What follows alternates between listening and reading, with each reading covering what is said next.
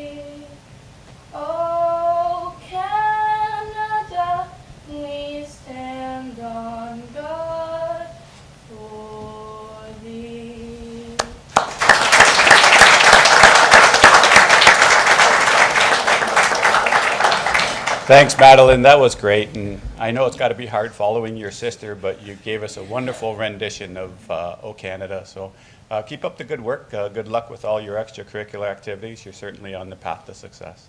Thank you. Thanks very much. Okay, at this time we also do our traditional Indigenous meeting opening.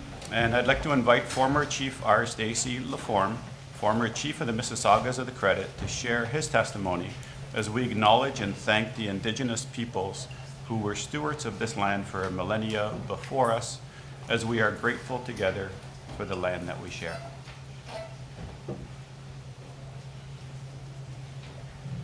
Ani Gima Chief R. Stacey Laforme, Mississaugas of the Credit.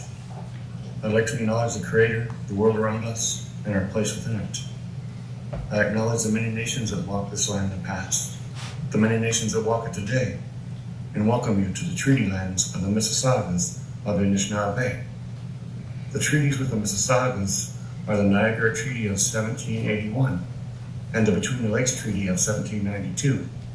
I would also like to acknowledge the Treaty of 1764 that recognized the Royal Proclamation of 1763, which set a new relationship between the Indigenous people and the Crown. Kimanwich Bumpy.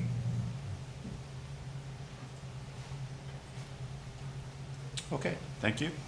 So first item on the agenda then would be the adoption of the minutes from our previous meeting of June 18th. Anyone moved by Councillor Thompson, seconded by Councillor Patel? If there's no other comments, then I'll call the vote. All those in favor? And that's carried unanimously. Are there any disclosures of pecuniary interest today? Okay, seeing none, we move on. So usually everyone's favorite part of the meeting, I don't know, mayor's reports and announcements. We'll get into it in terms of obituaries. We offer our sympathy to the families of Rick Rose, Rick Mayuri, as some of you may know him. Many people have seen Rick out playing music. He was I guess, a mainstay in our city. It didn't matter where you went. I think everyone saw Rick play. He was a member of a number of bands early on, and then later on he opened up a school of music in Niagara Falls. Sad to see Rick pass away, so we offer our sympathies to his family. Also George Bailey, former Regional Councillor for 2 terms, and longtime Niagara Parks and Niagara Falls tourism supporter. Many of us knew George just simply because of all the wonderful pictures that he took. We still have a number of those around City Hall and I know around Niagara Falls tourism. Murray Johnson, retired Director of Building and Inspections Department here at City Hall. We offer our condolences to his family. And also to Mariana Formica, the grandmother of Michael Formica, who is in our bylaw department. On a happier note, we have some, well, actually only one birthday to announce. Oh, yes, Mr. Nickel. Yes, Mr. Nickel, our General Manager of Municipal Works. Mr. Nickel is celebrating his birthday on, did I get to say the date? July 27th, Saturday, July 27th. So happy birthday, Mr. Nickel. Some happenings in our city. So we had the 79th Annual Serbian Day here in Niagara Falls, and that was attended by Councillors Patel, Nieuwesteeg, and also Mayor Diodati. We had the Canada Day celebration over at Fireman's Park, and that was attended by myself, Councillor Loc, Councillor Strange, Councillor Nieuwesteeg, Councillor Patel, and also Mayor Diodati. There was the Ukrainian Niagara Family Festival that was held here over on Main Street, and it was attended by Councillors Nieuwesteeg, Patel, and Mayor Diodati. And there's a picture of it there. The Niagara Malayali Association had their annual tug of war at Fireman's Park, which for a lot of us, I know we were able to make last year's event. It was quite impressive as it gets very, very intense. I think they're onto the Tesla one now, but I just wanted to mention that that was attended by Councillor Patel and also Mayor Diodati. And some of the councillor representations, the mayor would like to thank Councillor Strange for representing him at the Philippines Independence Day and also for the Falls Illumination 50 days before the 2024 Paralympics. Mayor Diodati would like to thank Councillor Patel, who assisted in a couple grand openings of Nawab's Indian Cuisine and also Rangila Pan, and also the Nikola Tesla flag raising ceremony and the Stanford Center Volunteer Firemen's Association Carnival. And Mayor Diodati would also like to thank Councillor Baldinelli for representing him at the 2nd annual Taste of Manila golf tournament. Some of the business happenings that took place since our last meeting, there was a 5-year anniversary celebration for Shooks, a taste of Jamaica, and there's a picture there with the mayor presenting them a plaque for their success in being here for 5 years, so congratulations to Shooks. And also Express Employment Professionals had their grand opening, and that was attended by Councillors Patel, Nieuwesteeg, Baldinelli, and there you can see Mayor Diodati cutting the ribbon. And coming up next, we have our council meeting of August 13th, and that's all that I have for the mayor's remarks. Councillor Strange.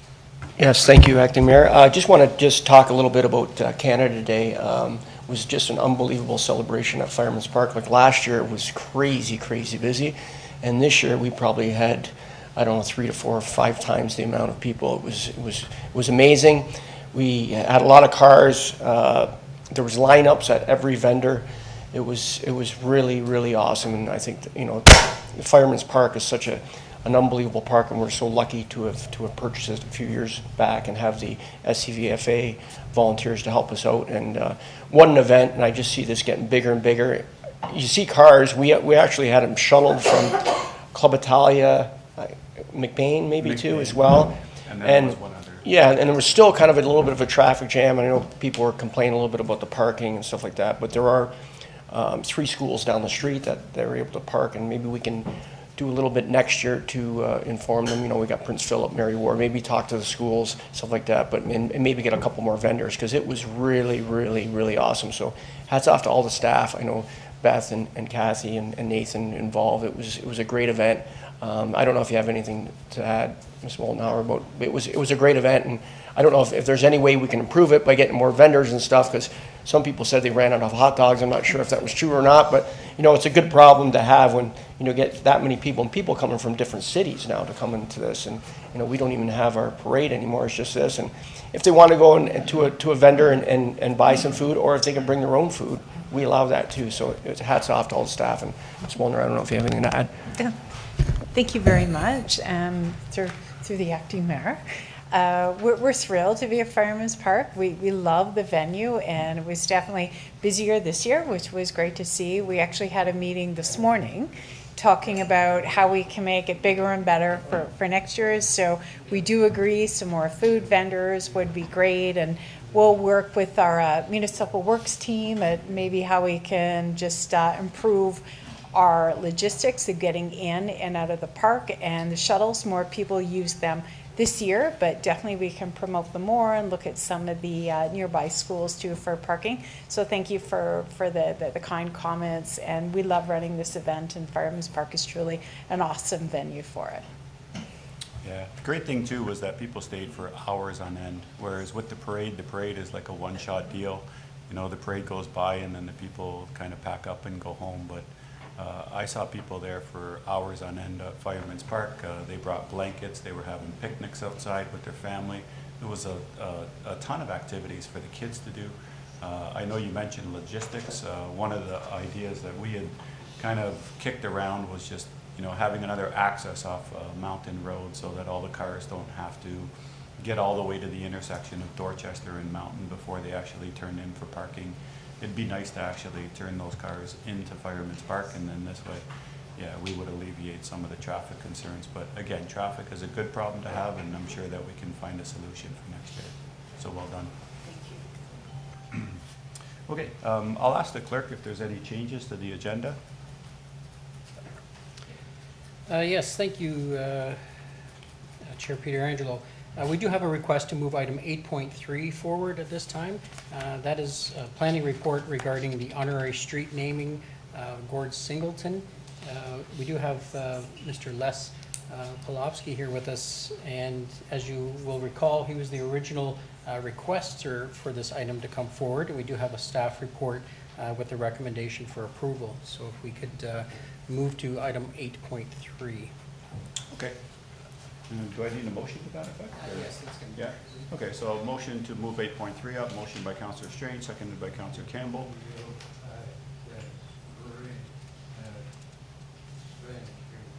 Okay. All right, I'll call that vote. All those in favor? And that's carried. So, hi, Mr. Potopsik. I didn't know whether or not you wanted to address council on the matter, or whether you were waiting for one of us. Welcome, Mr. Potopsik, longtime volunteer. Yeah, thank you very much. Advocate of, let's see, what is it, Terry Fox, Amici per la Vita. You do the, what else do you do? You do over at Heartland Forest. Yeah. You do the wood shop over there. Coldest night of the year. I'm probably I stay forgetting a lot busy. of things. Yeah, I know you do. I just want to bring greetings from Luann Singleton. I've been in contact with her. Unfortunately, she's got family that she has to take care of and drive back to Burlington today, and can't make the meeting, but so I said I would be here for her. And I want to thank everybody just for considering, because that route is probably been cycled by Gord a million times. I could exaggerate. But it's the natural conduit from the north end of the city to the parkway where we have our trail, and we have the other trail, the shorter one that runs into the Paisley Janbury. So it's just a perfect place where people could see Gord's name and know the impact that he had on the city and cycling in general. So I thank you for your consideration, and the Amici per la Vita, our cycling club, does the same thing. Yeah. Okay, thanks, Les. I had a couple people that wanted to speak. I have Councillor Nieuwesteeg and also Councillor Strange. Thank you, Acting Worship. I just have concern about the 5-year. I know, I think it's wonderful that Mr. Potopsky brought it to us, and I think it's great that we're doing it. But I do struggle with the 5-year. It almost is like we're only good for 5 years, and then after that, we're putting the onus back on the family or somebody else to come forward. And this is a person who contributed greatly to our city, put our name on the city with being in limping for cycling. And I would like to see if we can extend that to maybe a 25-year commitment. It doesn't change anything because the street name's still the street, but to be able to honor somebody, I think more than 5 years is appropriate in this case. Sounds good. Thank you. I wouldn't disagree. So Councillor Strange. Well, I would second that motion if she's going to make the motion. I just want to kind of talk about Gord. Like, he was just an icon. He was a mentor of mine, obviously, and what he did in cycling is just world renowned. You know, he starting the '76 Olympics and wasn't at his peak yet, but when he got to his peak in 1980, and he set world records in multiple divisions and pretty much put Niagara Falls and Canada on the map for cycling. They had a boycott of the Olympics. Unfortunately, he couldn't go. He went on to 84, but it was kind of at the later scale of his athletic career. But in 1980, he was up for the Canadian Athlete of the Year, and he finished second. Who he finished second was to Terry Fox. And just, you know, I get chills thinking about it. And, you know, it's something that I don't even think Gord would even want, because, you know, Terry Fox is the biggest legend ever. But, you know, to lose to someone like Terry Fox is a legend, and Gord is our living legend. A legend that was here for forever and did so much, not only in sport, but in the business world with Niagara Battery and Tire as well. So I think this is so much deserving, and I would love to see that motion. If she wants to make the motion to make it 25 years, I'm totally up for that, to second it. And the Sports Wall of Fame as well. Yes, and so much, and he got me on the Sports Wall of Fame, so it's just amazing that he, you know, to follow in his kind of footsteps, just an icon, and he did so much for that Hall of Fame getting, and him and Paisley Janbury are both leaders for that committee, and we're really, really going to miss him. I know we have something planned for this Sports Wall of Fame for 2025, so looking forward to that. And 45 years later, he's still the only person to hold the record for the 200, 500, and 1,000 meters simultaneously. Yeah. It's quite amazing. So, okay, I have a motion by Councillor Nieuwesteeg and seconded by Councillor Strange to dedicate Whirlpool Road for no less than 25 years. So if there aren't any, sorry. Thank you, Your Acting Worship. Just can I just state that you're actually waiving Section 3F of Bylaw 2023-033, which the criteria for it is 5 years in that bylaw, so that you're waiving that section of the bylaw. Okay, we'll note that in the recommendation. Okay, so there is a motion on the floor that we extend it from 5 to 25 years. So if there aren't any other comments, I'll call that vote. All those in favor? And that's carried unanimously. Thanks, Mr. Potopsky. Okay, so another fun part of the meeting. We're on to deputations and presentations. And the first one is a civic recognition of a couple special young fellows. I think that in the audience we have Ryan Pozzobon and also Marc Fletcher. And I would imagine that we also have their coach, Dino Pozzobon. So, Dino, you're probably a lot better at explaining what these two young gentlemen have done. So why don't I meet you out in the center of the floor, and then we can take it from there. So come on up, Dino, Marc, and Ryan.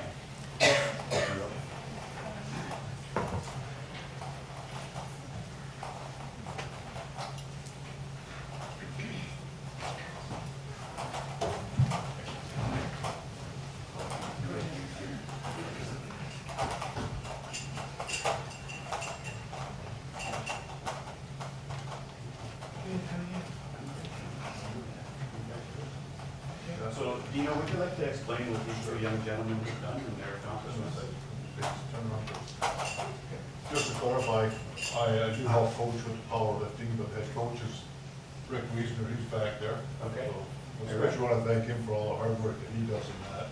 And the gym that they work out is just be strong that John Krovic owns, and he's also been a great contributors to Special Olympics, really appreciate it. Thank you, John.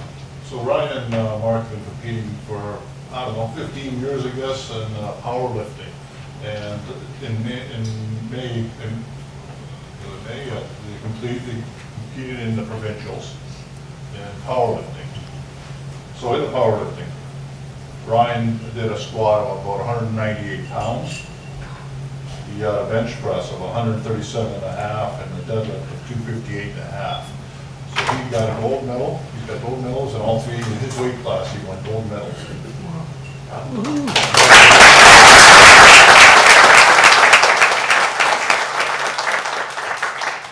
Ryan weighed about 123 pounds. You know.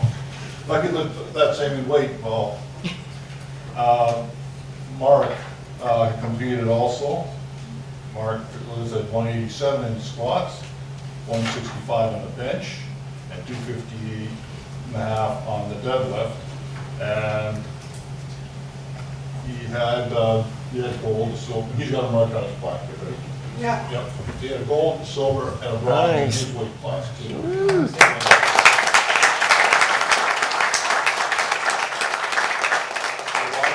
Guys work out in the gym and they cheer each other on and they get on each other sometimes. They're very competitive between each other, but they do cheer each other on. And it's fantastic to watch the way they work out and how much effort they put into this.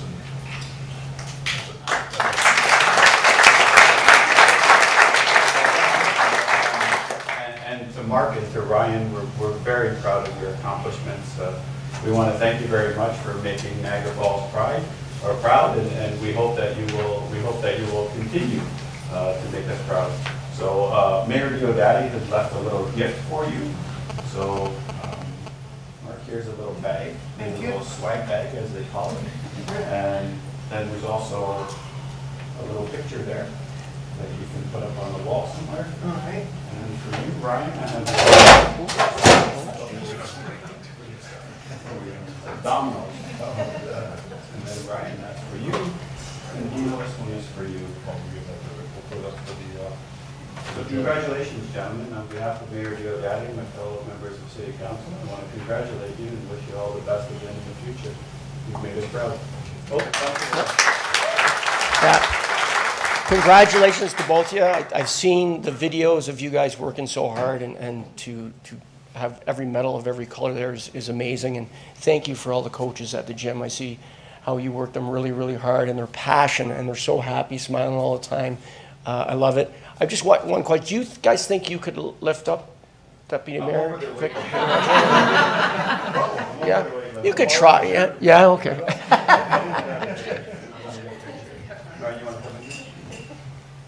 Cameras are going to be right behind you over here.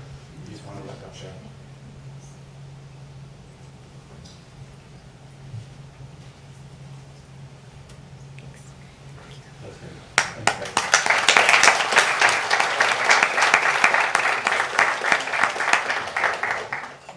Good job, buddy.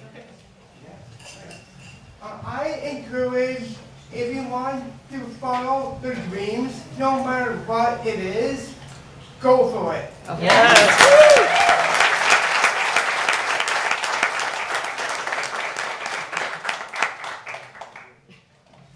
Okay, our second presentation is going to be, I think my notes are a little bit wrong. It says that you're still a teacher at St. Paul High School. I think you've since retired. Come on up, Anthony. This is Anthony Arcuri. Many people here might remember Anthony a bunch of years ago. You would have come to City Council with the idea of creating our own rowing club here in Niagara Falls, along with, I think it was Werner. Yes, Werner's here, okay. Hi. How are you? And along with City Council, and I believe that Niagara Peninsula Energy contributed to it. We came forward with a dream that we were going to have the Niagara Falls Rowing Club on the Welland River at George McCater Park. So that was thanks to you two gentlemen. And, you know, we know that you've had success since then, and you're here to tell us a little bit about the success and what these young women have achieved. Right. Hold on, Tony. I'll pass it over to you. A lot of success. The city was behind us as we moved into the park, and we got our own rowing club established. And and we celebrated our 10th anniversary this past year, christened some new boats, and we have some fabulous athletes that just made us proud as they continue to train hard and just be successful as we continue. Should I call them up? Yeah, sure, absolutely. I have a little packet for them. Right. There's 3 athletes from St. Paul. Sabrina Cotter, Virginia Gates, and Miles.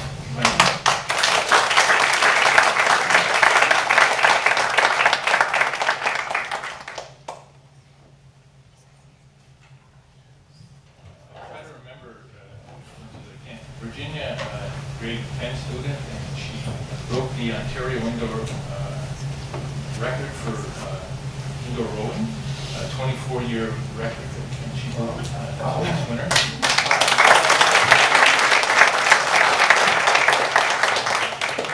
At the Canadian Secondary School Rowing Championships, she won 2 gold medals this year.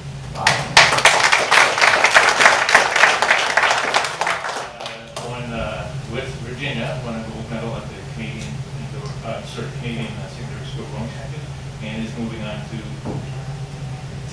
Temple University on scholarship.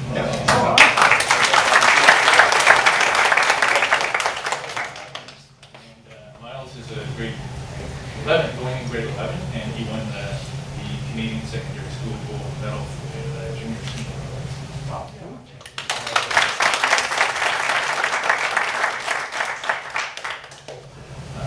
There's St. Paul success in there, as they probably wear the Niagara Rowing Club swag as well. Okay, and I'm going to let you introduce the other ones that you have here as well. We'll bring them all up. Ava. Woo! I know Ava. I could have worn my same white shirt. Ava Hudson, grade 11 student at St. Michael's, and her partner's not here. Ashlyn Fair was also supposed to be here. She couldn't make it. Probably training in the gym right now or something. Ava won a silver medal at the Canadian Secondary School.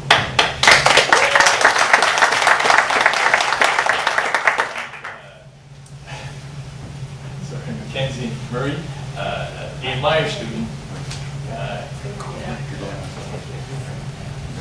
She went to Salisbury Cup Regatta, which is a U.S. Sort of high school national championship, and won a bronze medal there, and then finished 4th at the Canadian Championship this year, and is moving on to Sacramento University on scholarship.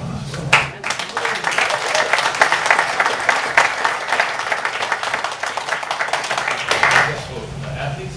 I also want to commend Werner. He's the head coach of Niagara.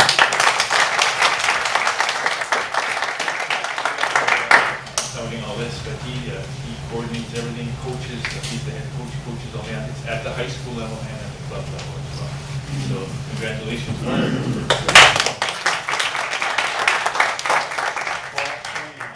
On behalf of myself and Mayor Pietrangelo and my fellow members of the City Council, I just want to say thank you so much.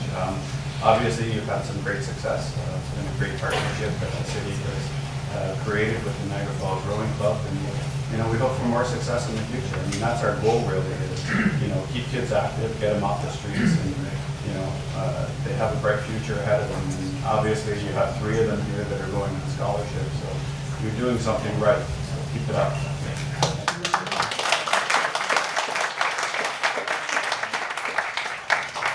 So this one would be for you.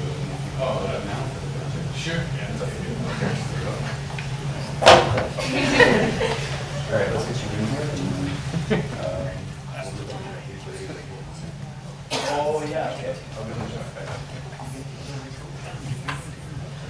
Where do you want to go up?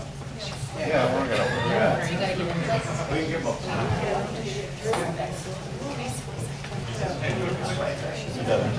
So what was the earth time that broke the record? What was the earth time? 2,000 meters.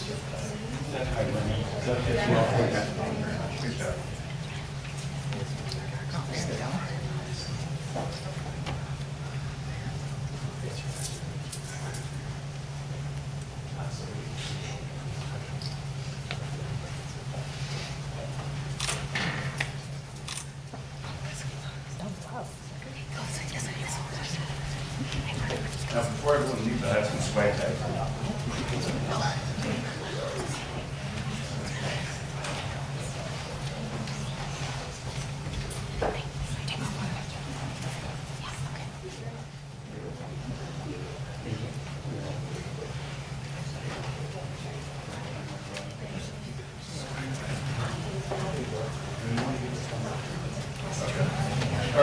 Thanks very much.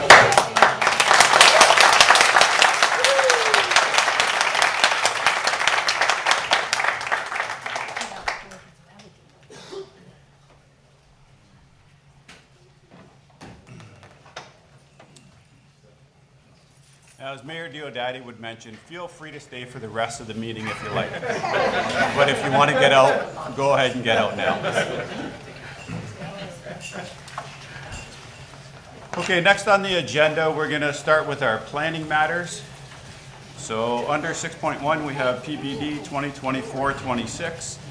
This is a report that deals with a property at 3897 Welland Street. The proposal is to rezone the lands to a site-specific residential mixed R3 zone to permit the development of 5 on-street townhouse dwellings.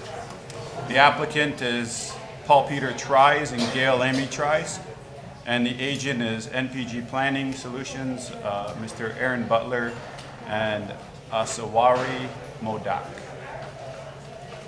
Excuse me, you can't hear anything from the audience here whatsoever?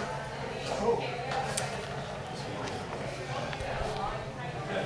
I haven't heard a word you said since I came in the building, but thank you very much. Okay, I'll try to speak a little louder then. Typically there's speakers back there where when we're speaking, the speakers are supposed to come on at the back there. So give us a second to check those speakers and we'll see if we can get them fixed. If not, we'll try to speak up. Thank you very much.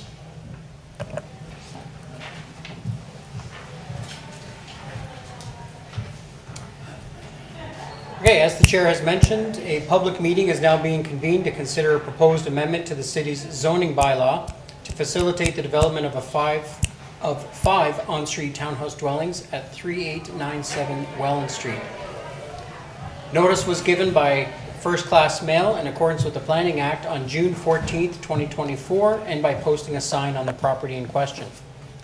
In accordance with Bill 185, the minister, the applicant, or specified person, public body, or registered owner of any land to which the bylaw amendment will apply, who made oral submissions at a public meeting or written submissions to the city prior to the adoption and/or passage of the bylaw may appeal the bylaw amendment to the Ontario Land Tribunal. Third-party appeals are no longer permitted. Okay, thank you. I would now ask our staff member from the planning department to introduce the application and the reason for the proposed bylaw amendment. Thank you very much. Good afternoon, Mr. Deputy Mayor, council staff, and any area residents. Thank you for joining the public meeting for the zoning bylaw amendment application AM 2021-026 for the property at 3897 Welland Street. Let's see if I can get this to go. There we go. The subject lands are located on the northwest side of Welland Street and the northeast side of Oliver Street. The lands are currently contain a detached dwelling, and the surrounding land uses consist of single detached dwellings on the northeast and west, a Catholic elementary school to the southeast, and a public park to the south.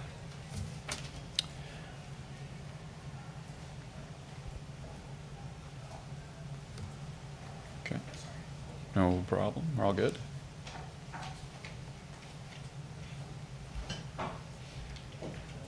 Can't change my slide there. Okay. Oh, I think we're good. So this is the original proposal here. In November of 2021, the applicant requested an official plan amendment for density, as well as a zoning bylaw amendment for the subject lands to facilitate the construction of 8 stacked townhouse dwellings as shown in the original sketch, which is on screen here. In response to the concerns raised by the public, the applicant revised the proposal to reduce the number of dwellings to 5 and to change the dwelling type to on-street townhouse dwellings. A slide with the current proposal will be on in just a couple slides. The subject lands are designated as residential in accordance with the city's official plan, which permits townhouse dwellings, and the revised proposal, which you'll see in the next slide, does not exceed the permitted density and does not require an official plan amendment. The subject lands are zoned as residential 2 in accordance with zoning bylaw 79-200, which does not permit on-street townhouse dwellings currently. So the applicant, sorry, I'm just going to backtrack once more. I don't know if I'm able to go back here. There we go. The applicant has requested to rezone the lands to a site-specific residential mixed zone in order to add the on-street townhouses as a permitted use. The site-specific relief is requested to include on-street townhouse dwellings as a permitted use, permit a reduced rear yard depth of 5 meters where 7.5 meters is permitted, and to establish Oliver Street as the front lot line. So shown on this slide is the current site plan that reflects a total of 5 on-street townhouse dwellings on the subject lands. The units will have private driveways fronting onto Oliver Street. This slide shows the conceptual rendering of the units, which would front onto Oliver, and here you can see the defined entrances of the units as well as the garages for additional parking. And then on this one, we have an additional angle, which is visible from the corner of Oliver Street and Welland Street, again highlighting the entrances and the garages, as well as providing a more dynamic view of the built form.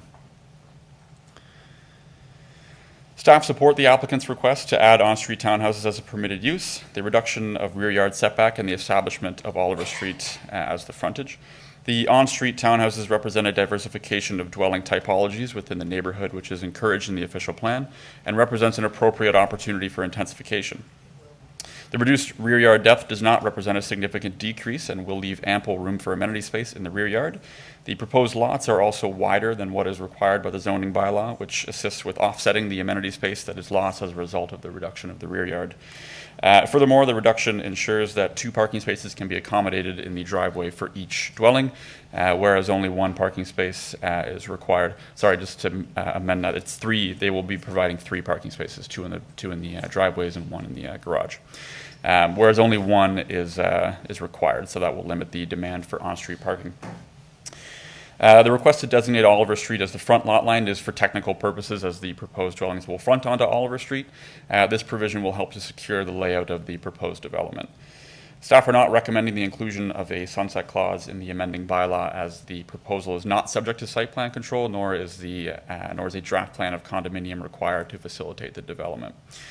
If the applicant intends on registering the units under a plan of condominium, the conditions of approval would be subject to a 3-year expiry period, which would serve as a similar function to the sunset clause. A public information open house was held on June 3rd, 2024.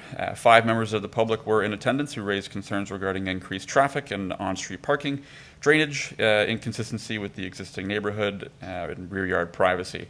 Staff have provided the following responses. For increased traffic and on-street parking, Transportation Services indicated that they have no concerns with the proposal and did not request a traffic impact study, as the development is not expected to generate a significant volume of traffic. Furthermore, the proposal also indicates double-wide driveways and a garage for a total of 3 parking spaces, where 1 is required per unit. For drainage, a grading plan will be required at the time of the building permit to ensure that there is no negative impact on the surrounding properties from a grading/drainage perspective. The inconsistency with the neighborhood. Staff are of the opinion that the proposal represents gentle intensification and that the proposed built form, density, and configuration is more compatible with the existing neighborhood. Additionally, the city's official plan, as well as provincial policy, promotes a range and mix of dwelling types to meet the need of current and future generations, which staff are of the opinion that this application does represent. And for the rear yard privacy, the applicant has indicated that fencing or vegetation could be installed to mitigate privacy concerns along the rear yard of the proposed development. This could be secured through conditions of any future consent or a draft plan of condominium application, should one be applied for in the future. Further concerns that were raised would be regarding snow removal and the narrow width of Oliver Street as it relates to emergency vehicles, to which staff have provided the following responses. For snow removal, the proposal features larger front yards, which can be used for snow storage during the winter months. And for the narrow width of Oliver Street, the fire department has confirmed that there are no concerns with the width of Oliver Street. And if it is determined that on-street parking does become an issue, for emergency vehicle access, parking restrictions could be implemented by the transportation services.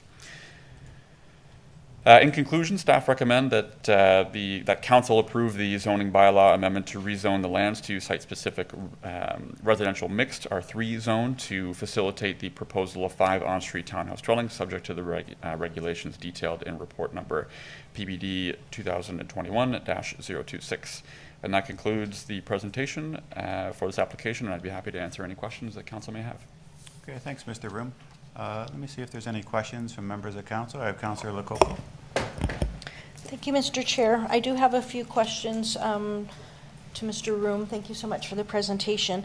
The presentation does say that there is the availability to either utilize or extend the existing municipal services. I know we have challenges in Chippewa with drainage, and it does say that the owner would be responsible to put in the sanitary sewers or water mains for the cost.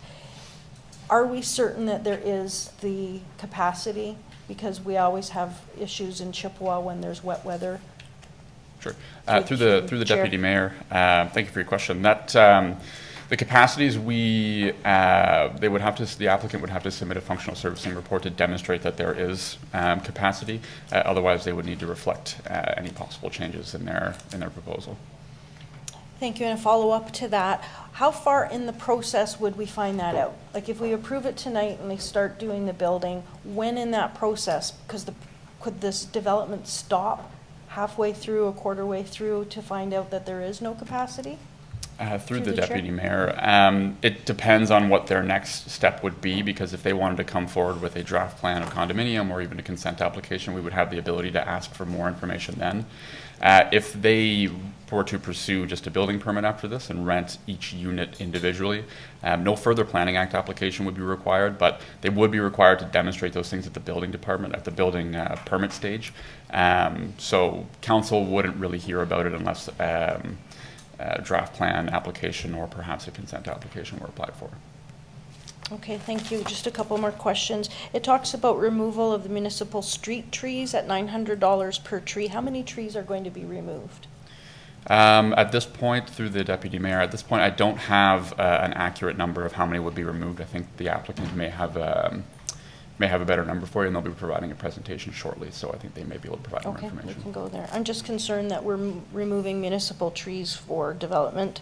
I know we need development, but we also need trees. It talks about the grading plan, that there's no negative impact to the development, and I know a lot of complaints that I receive are infill development, so you get a grading certificate for that development, but then the people around it start experiencing issues. So I just want to ensure that the drainage is not just okay for that development, but it's going to be okay for the people around it. Sure. Through the Deputy Mayor, yeah, so every building permit is required to submit a lot grading plan. They submit an as-proposed one before, and then as-constructed one once the development is complete. Has to be signed off by city staff as well. Any alterations made to a grading plan after it's been completed and securities have been given back typically tends to become a civil issue. But each grading plan that gets submitted does have to prove that there will be no negative impact to any adjacent properties. Thank you. And this is the issue I have, that it becomes a civil issue. So we've allowed development to happen, not just on this, but on any infill. And then when there is an issue, we just say, oh, it's civil. So those are some of my concerns. And the last one, there was some concern about a sidewalk, but I see on one of the drawings in your presentation, is that a sidewalk going across the front? Yeah, through the Deputy Mayor, yeah. So if there's a sidewalk on both Welland and Oliver Street. Okay, and one last question regarding the parking. You said if there are issues, we can put some exemptions later. Can a car park between the driveways of those units? Is it big enough for a car to park? And then how many cars could park on the opposite side? Through the chair, it would appear that you could probably fit one car in between each each driveway. I don't believe that there was a measurement shown there, but I think just using the scaling, you could infer that a car could be parked there. On the other side of the street, as I recall, there's only one driveway servicing a property on the other opposite corner. And to my knowledge, I don't believe that there's any parking restrictions in place currently there, so along either side, potentially. Okay, so right now, there's no parking restrictions, but if there's problems, we can implement them later. Correct. Okay, those are all my questions. Thank you. Okay. Are there any other questions from members of council? Okay, just checking. Can you hear us in the back? Barely. We can hear him fine. I can hear Lori. I can't hear anybody beyond Lori. Okay. Oh, Okay. We'll try to speak a little louder then. that's okay. Yell at me like my wife does. So members of the public are advised that failure to make an oral or written submission at this public meeting will result in the Ontario Land Tribunal dismissing any referral it receives.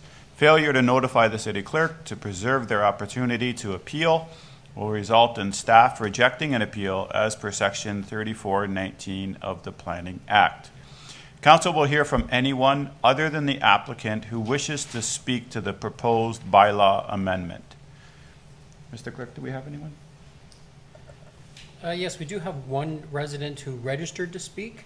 We'll call upon him first, and then after that, if there's anyone in the gallery Sure. that also wishes to speak to this matter, then we can go to the gallery. First of all, we'll call Mr. Randy West. Sounds like we've already been introduced. Welcome, Mr. West.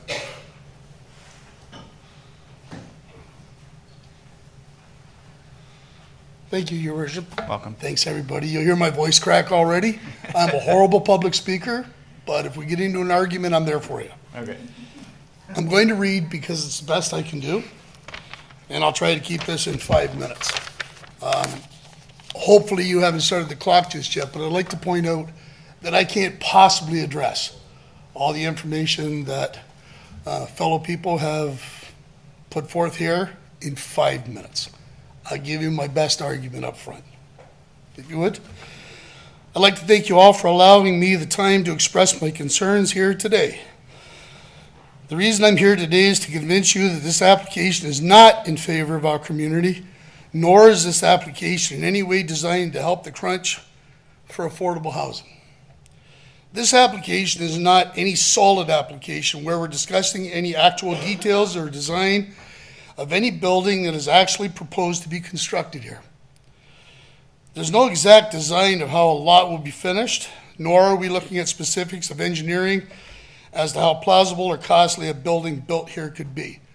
I'm pointing out the flip-flopping back and forth between, yes, you're showing us a picture of 5 condominiums. The size and shape of the 5 condominiums is relatively the same as the 8 that was proposed before.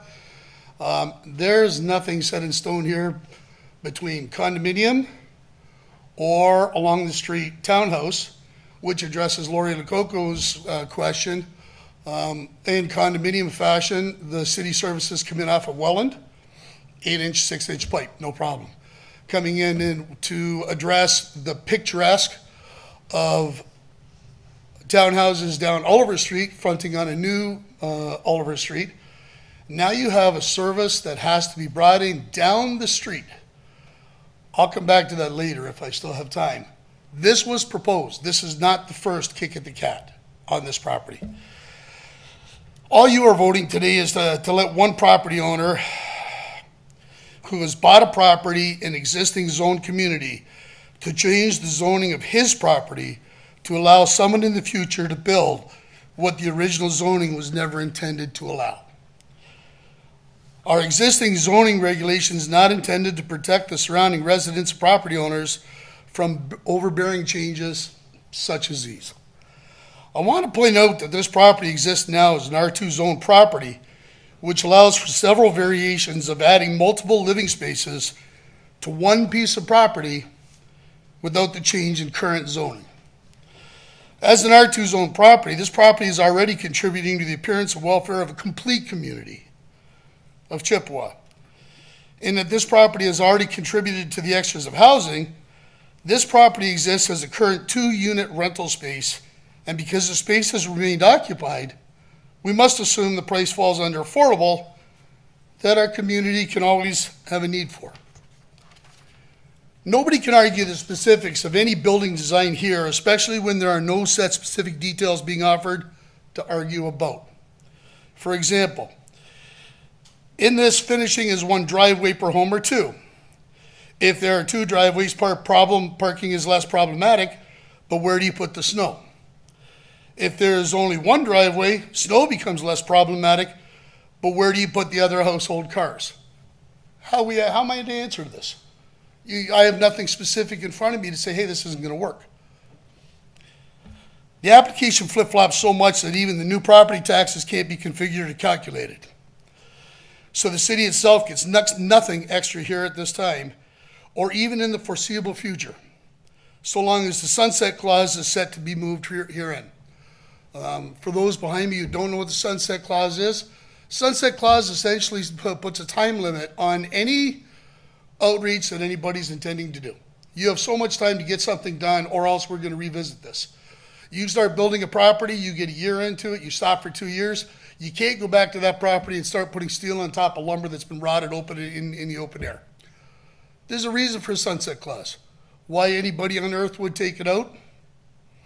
As far as the other restrictions for the city services, how long or how much time they have to attach to those, I'm not aware. This is the third kick at the cat for this applicant to increase the potential of this property at the rejection of almost the entirety of the surrounding property owners. In the design of this application, this council is being asked to change the way this application is being applied to them, each time with a reduction in specifics or detail, as if the applicant is trying to coax a more generic and non-specific or non-threatening form of approval, which then will allow the applicant to market the property to developers or others to carry to the finality of the actual build. Let's now keep in mind that the future property owner of a newly zoned R3 property could in fact design and propose any actual build of a basic R3 design, while now including a few variations which require the building to bring the neighborhood back to council to argue against the variance requested. And here we go again. This particular homeowner, property owner, this is their third kick of the can. The presentation prior to me said that it was the second attempt at this. Yes, it was. This property owner was originally granted years ago, prior to COVID, was granted severance, which would allow a townhouse to be added on the property behind. My property abuts to the foot of this property. I have a large barn on my property which would be equal to the size and shape of what they could have built in that particular severance. They're already in a duplex that would have given homes for 4. We're into a 5. You gain 1 after all this schmozzle. The reason why council allowed them with restrictions to have that severance, one of the restrictions was they had to bring the city services down Oliver Street to the new property. I even offered to pay for half of that. It's in my interest. That being said, these people did not do that. These people had no intentions of putting a shovel in the ground to the onset of this. I'll leave that thought with you for a second if I continue, if I could. If I may, what this applicant and application represent are a marked inevitable change in the look and feel of a community that has been invested in by all others surrounding it for far more than 25 years. And yet there's no specific detail drawing here for us to confront. It's just an idea. I and each of our neighbors have invested each in our parts, and usually with the consideration of each other. Yes, our neighborhood has indeed changed without that time. However, our neighborhood has lived through previous zoning changes, severances, or allowances while still maintaining the size and shape of single-family homes, as does virtually every surrounding neighborhood street.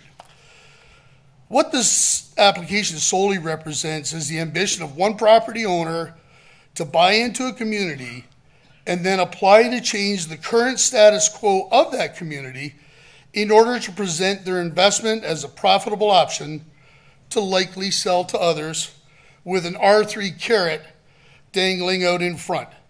The current owners want to change the existing zoning in hopes of earning a maximized profit, not produce affordable housing. On the first attempt of this application, this property could have been severed to bring 2 other homes into fruition. Here you will find where it's written the applicant failed to meet all the conditions imposed by the committee, and as a result, the decision lapsed.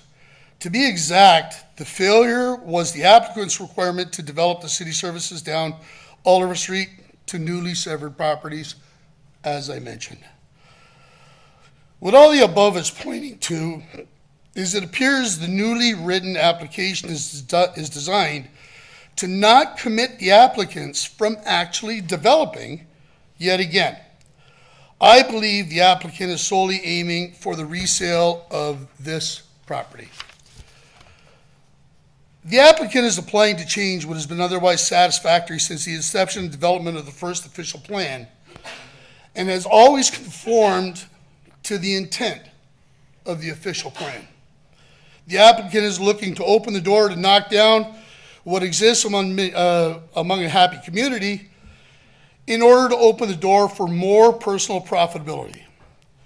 The applicant likely has no intent to get out any shovel of their own, and the actual cost to the city down the road can't even be truly calculated here and now. The sidewalk out front, the amount of city property, the amount of adjustments that have to be made that are going to fall on the city's shoulders, even the street width. Right now, this was sent out to the Niagara Falls Fire Department, and they take a look at it and they say, well, you got nothing there. We don't know what's going there. We can't tell you that the street's too narrow. As soon as you put parking, now you're into a problem. But the street is not even full width. The street in front of this property is 3 feet narrower than it is in front of my property right next. And all of it, if I park my cars on the street, somebody's taking another route. If I park a truck on the street, I can stop traffic. And on some weekends when the traffic's wild, we do. Mr. West, do you have a lot more? No. Okay. This is it. And I thank your worship. This application could happen in any neighborhood. This application could happen in all neighborhoods. This application could come to your neighborhood. Don't do it to ours. Thank you.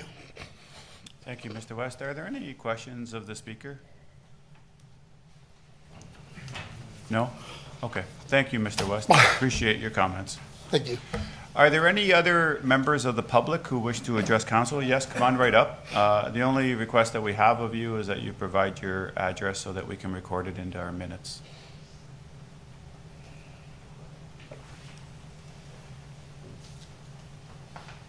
Thank you. My name is Susan Dietenbeck. I live at 3941 Welland Street. I'm actually 4 houses in from Oliver Street on Welland facing the park. Just if I can, because the picture's not up there. So I actually, sorry, I'm gonna do this. This is the property there that's in question. My property is right here. You can see that they're all the same size, right? My property is 60 by 185. I have a single family dwelling home there, and I can't imagine putting 5 residences on that property. I live in one house there, and to put 5, I had looked at the possibility of putting a garage with a residence on top, and because it was more square footage it would increase the amount of square footage part of my house, that I was told that it wouldn't likely pass, and we went away from that idea, which would have been affordable housing. But sorry, it's just that like when you take in the picture of the size of one property, mine's the same size, and we're talking about putting 5 residences there with how many parking spaces. It makes me very upset, sorry. My house was built by my grandfather in 1940. I don't have the ability to move simply because this might be allowed to come into my neighborhood, which is, I feel, is incredibly dangerous with they're talking about no traffic study. I'm told that the one driveway that does have service on Oliver Street has been told by the city that there is a parking restriction there. There was a note that it wasn't. So parking, traffic, there's the school. We've had multiple issues with the school and the park right there. To saturate that corner actually scares me. I live right across the street from the park. It scares me on a daily basis. We have buses going at great speed down the road. They put in speed cushions on Welland Street that don't stop the traffic because everybody's figured out how to go through them, through the center. Even the buses know how to go right over it so it doesn't slow them down. But I'm concerned about the lack of traffic safety. The idea that somebody states that there's no traffic study required and that there's no parking restrictions. If the homeowner is being told there's parking restrictions, how does the city not know that? Or has the property owner been told differently, whose driveway services onto Oliver Street? The other thing is our drainage and sanitation services, and I'm sorry, I won't have the correct terms for them. We went to a meeting, a town hall meeting quite a few years ago at the Willoughby Fire Hall talking about getting sub pumps in our homes. And at that time, the representatives of the city told us that the pipes, the sanitation sewer on Welland Street were from the late 1800s. They haven't been replaced. So I can tell you we have drainage issues, we have a lot of issues, water pressure, different things, but if those haven't been touched since the late 1800s, and we're talking about, again, saturating one piece of property with a number of residents and what that's going to do to our sanitations and sewers, that's concerning. I appreciate, Lori, I know a lot of times, because I've known people that have reached out and spoken with, and you're concerned for Chippewa, we frequently feel like, no offense, the redheaded stepchild, because we feel that Chippewa does not get the attention that it should, it doesn't get recognized, and I can tell you that please don't turn a blind eye to Chippewa for this. This means a lot to us that this doesn't happen. This will be a severe detriment to our properties and to our residency. And like I said, I can't just pack up and move and sell because I don't like what's coming into my neighborhood. Again, my grandfather built this house. I can't afford to do that. I have an emotional connection to it. And to the, I'm very committed to Chippewa, and please don't do this to our neighborhood. Okay, thanks, Ms. Dietenbeck. Does anyone have any questions of the speaker? No? Okay, thank you for your presentation. Are there any other members of the public who, yes, sir, come on up.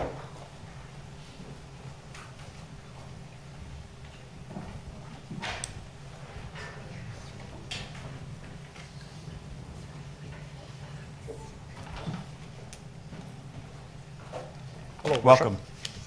I'm Mr. James Wilson. I live at 3913 Welland Street, which is across the street from the street house development. Okay. To go with road, yes, narrow, 22 feet. Car 6 feet wide. How do you get around it? Sidewalk, 3 feet. New city code, 5. 5. For the snowplow. Right? We have issues. Water drainage, back of the property. I've been there since 1997, when Mr. Brian Doherty owned the property at that time. I cut his grass. We had water on his property with weeks and weeks of dry weather. Paul and Gail were there cutting their hayfield last Tuesday. Kirsten come up to Mom and said, we can't cut back here with the lawnmower. It's wet. We've had rain since. It's more wet. I got pictures from weeks ago. Also, Larry Somerville, low-lying backyard. Also, the gentleman across beside Randy, low-lying backyard. I can sit on my Sunday afternoon after 2 weeks of dry weather and listen to the lawnmowers cut water. You know what it sounds like when you cut water? It's awful. Okay? There's other issues. You know, the city of Niagara Falls went with partnership with a landowner down the other side of Welland Street, down past Susie Deaconbeck's place, and they actually put a drainage catch basin in to look after the water issue they had back there. Because back when Chippewa was a township and was looked after by the city of Niagara Falls, we had an easement where Bell Canada had all their bell lines. They need to access this easement for all their bell lines. They are underwater. This property does not belong. Development the way it is, the watershed will be awful. All properties in the neighborhood will be flooded, and our storm system does not look after the issue. So I'm a no to this property and development. I was okay with their first act as a semi, 2 units, hence the property across the street from them, exactly across the street, was owned by a Somerville. They tore the old house down, they put a semi up. The next door neighbor, they severed their lot, big, huge brick of a building. You residents probably know it if you actually drive down Welland Street. Big building, big, huge building, been there forever. They severed the lot, put Candy's house in there, it fits. Bob Somerville built a house beside Larry. That fits, they all fit. Bob's even tried to put drainage in for himself. I know the contractor that tried to do it. He has issues, he still has issues. Our ground is wet. Water doesn't go away. So I am not for this development whatsoever. Okay? Great. Thank you very much. Thanks, Mr. Wilson. Any questions of Mr. Wilson? Okay, thank you. Yep, sir, come on right up.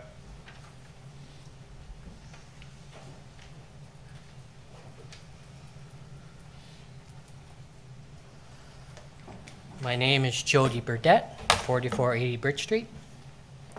And just, could you clarify just one thing procedurally? Is there a 5-minute limit for a planning matter discussion?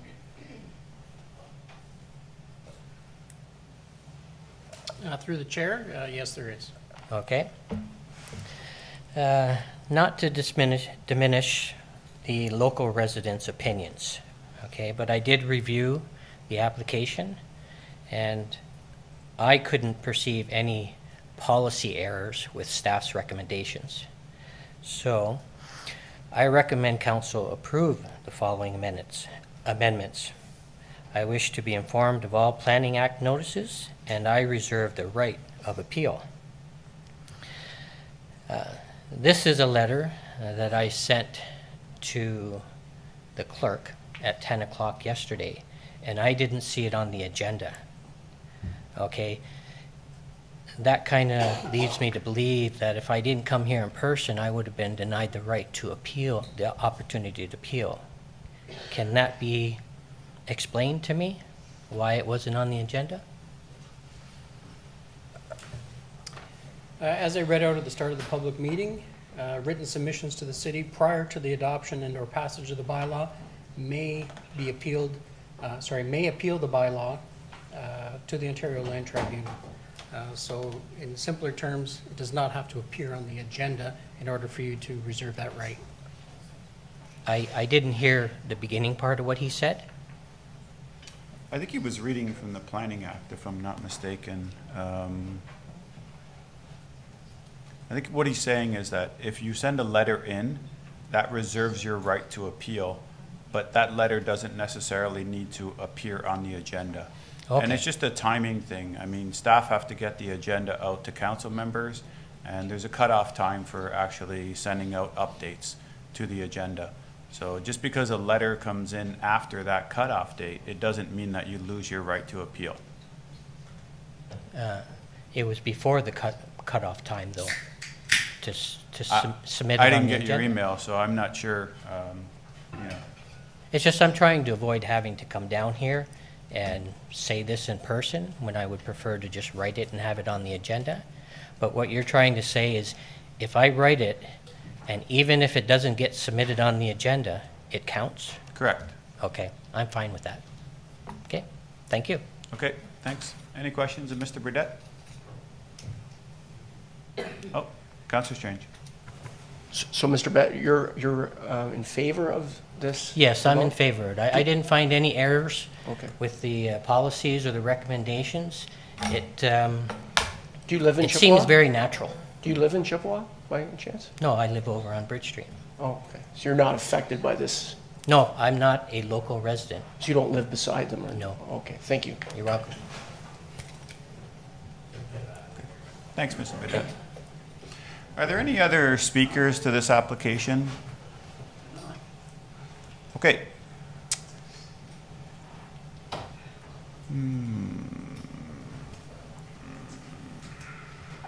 At this point then, we'll hear from the applicant or his agent. I believe that we have Mr. Butler here from NPG Planning Solutions. Welcome, Mr. Butler.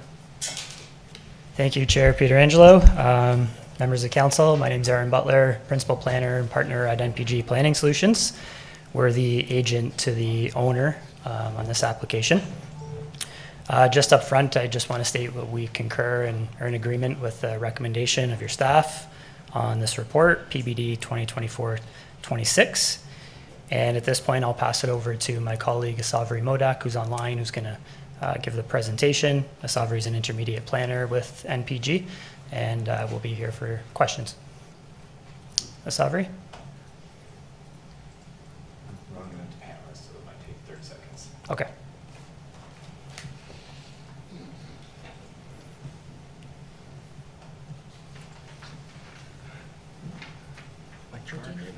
Hello. Hello. Hi, yes. Straight on the end as a panelist. Thank you, Aaron, and good afternoon, everyone. And thank you for providing us the opportunity to provide a presentation for the zoning bylaw amendment that is proposed for 3897 Buzzing Street. Chris did a thorough job with his presentation. Can anyone so make out what she's saying? It sounds very garbled, so it's not very, like, it's not crystal clear. I can't really make out. How about that? Is that better? Not really. Turning it up, I don't know if it's necessarily going to address the issue. Okay. So if we're having technical difficulties, perhaps I can go through the presentation. Sure, that would be better, Mr. Butler. Yeah, thank you. Thanks, Aaron.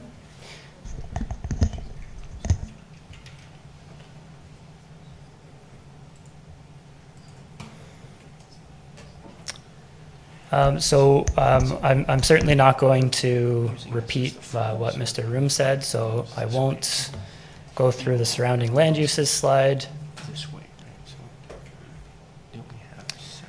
This slide shows basically a comparison of the previous proposal, the original application, compared to the new proposal. So you see that the official plan amendment has been eliminated, as the current application is consistent with the city's official plan in terms of the density that's allowed in this area.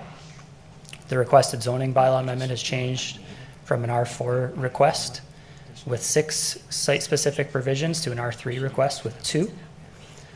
The development in general, the form has changed from stacked townhouses to townhouses. The number of units has decreased, and of course the density has decreased, and these are in responses to what was heard at the first open house meeting held back in February 2021 and through correspondence with staff. The proposed development slide here, as you can see on the screen, Mr. Room's gone over this. And a rendering from of a potential concept here from the corner. This slide just highlights the provisions of the site-specific amendment. You can see the rear yard setback highlighted there, which is the lot line opposite Oliver Street, and the request for Oliver Street to be deemed the front lot line of this corner lot, as opposed to Welland Street, as the units will be facing Oliver Street.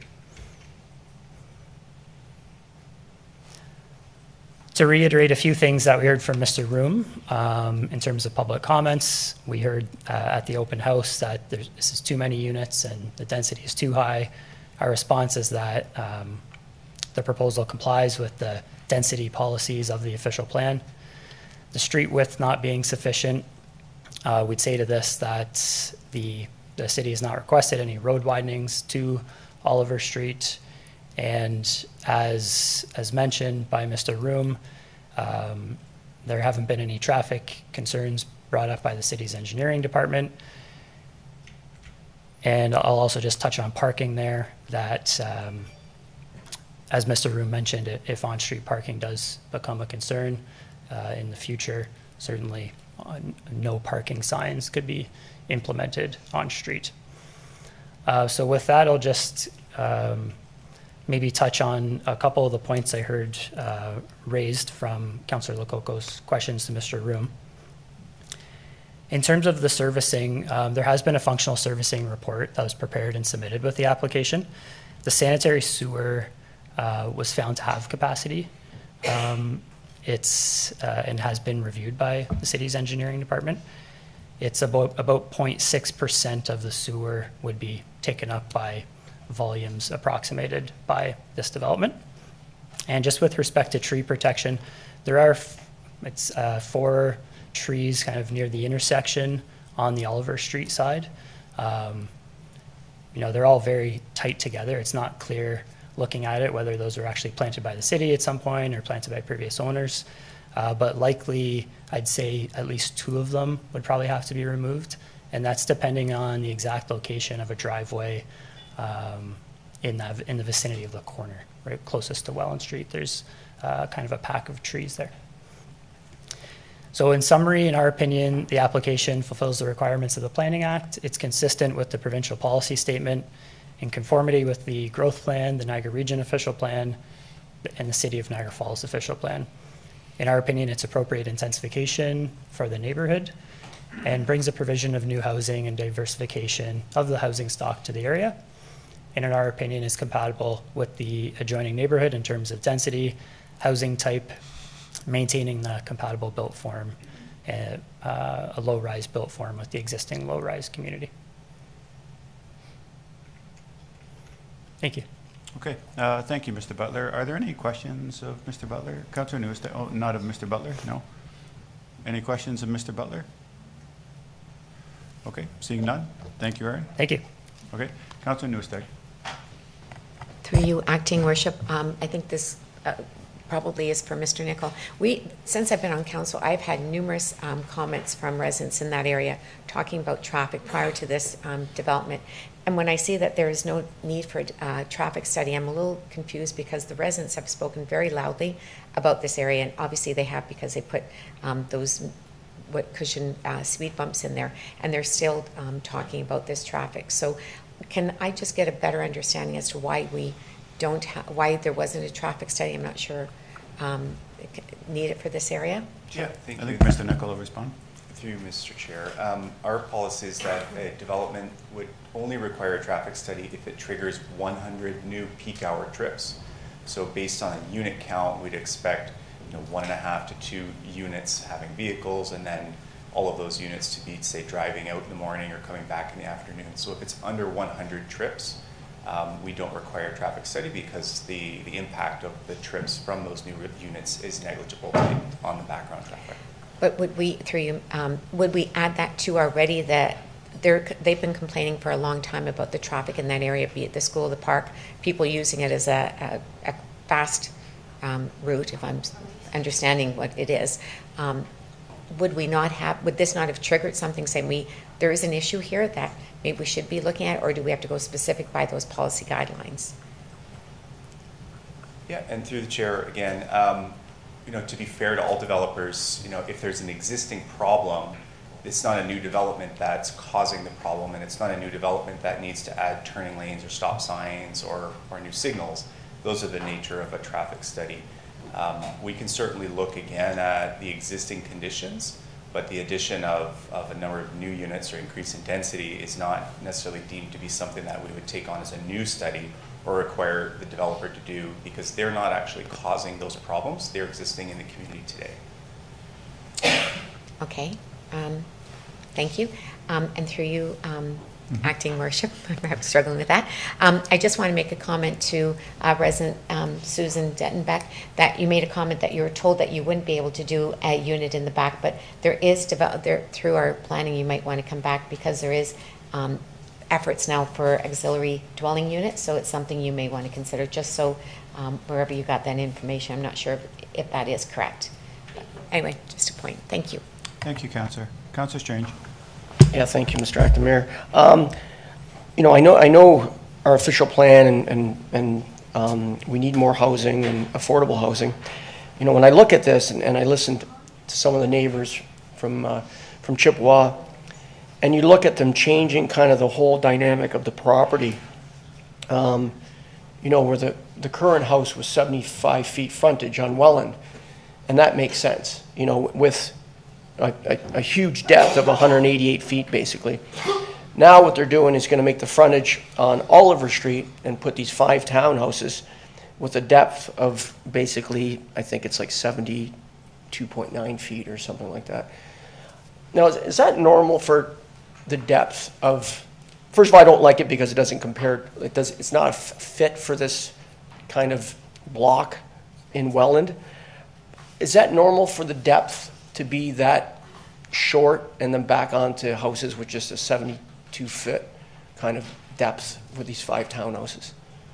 Where normally, you know, for single family, you know, the normal is probably 125 to 150 feet for a single family. And now you have 5 townhouses that only have 72 feet depth. Is that kind of in line with all the other townhouses developments? I think you're looking at Ms. Dolch. I'll let her answer that. Thank you, Acting Worship. So as you can see from the report, the minimum rear yard depth requirement is 7.5 meters. They're reducing it to 5 meters. It's not abnormal to have a 5-meter rear yard setback. Okay. That's the way most developments are going nowadays. They have less setback. Again, because of amenity space isn't as large as what was once required way back when our bylaw was originally approved. Changes have occurred. Obviously, a lot of times you might see 6 meters, 20 feet, sometimes even 10 feet, down to 3 meters in some situations, depending on the location. I think in this case, obviously reducing to 5 meters is an acceptable reduction, and that's why we supported the amendment, because we feel it is an adequate amenity space and separation. Okay. You know, I just looking at the map and looking at all the different houses who are basically single-family residential with that same dimensions of basically 75 by a frontage with 188, 189 depth, and it seems in line, and this is an R2 zoning, so they would be able to do a duplex if they wanted to currently, which seems a little bit more fit to the neighborhood than having 5 townhouses. It's just my opinion. Go ahead, Ms. Dolch. Yeah. Sorry. Yeah, go ahead. Thank you, Acting Worship. And I was just going to mention, obviously, with the changes with the Planning Act and through the province, now you're allowed 3 units as of right on a property. So the nature of development is changing. Intensification is coming, as you can see by the provincial directives. So it's something that will change the face of just single detached neighborhoods as we move forward. So, for example, this person could put 3 residential dwelling units, 1 internal and 1 on the lot. There's a lot of municipalities going to 4 units as of right. That's a new change that's coming in. It's something that we brought forward to council earlier this year. So, and something that was kind of endorsed by council to move ahead with that amendment. So these are things that are changing the landscape in existing neighborhoods. And we just want to make sure, obviously, that setbacks and things like that are adequate. And as I said, the 5 meters. And I totally agree, you know, and we have seen the changes with the official plan and the province making changes because of, you know, secondary dwellings and family not be able to afford it. And I totally agree, but when you take something like this and just change the whole dynamic of that little block of Chippewa right there, it just doesn't seem like a good fit for me anyways. I know that if I lived beside this or 2 doors down and thinking about the adding traffic or water away maybe, it wouldn't make me feel good, and I wouldn't want this next to me. If it was a big flag lot, maybe I can see something where you got an entrance and it comes out and you don't have a lot of neighbors there when you have a bigger flag lot. But this is just kind of the same dimensions as the other one. So, to have 2 or 3, different dwellings is one thing, but to 5 townhouses, I just can't see it. Okay, so I'm coming to the point where I'm going to close the public meeting so that a motion can go on the floor. Are there any other questions of staff before I do so? Councillor Baldinelli, do you have a question of staff?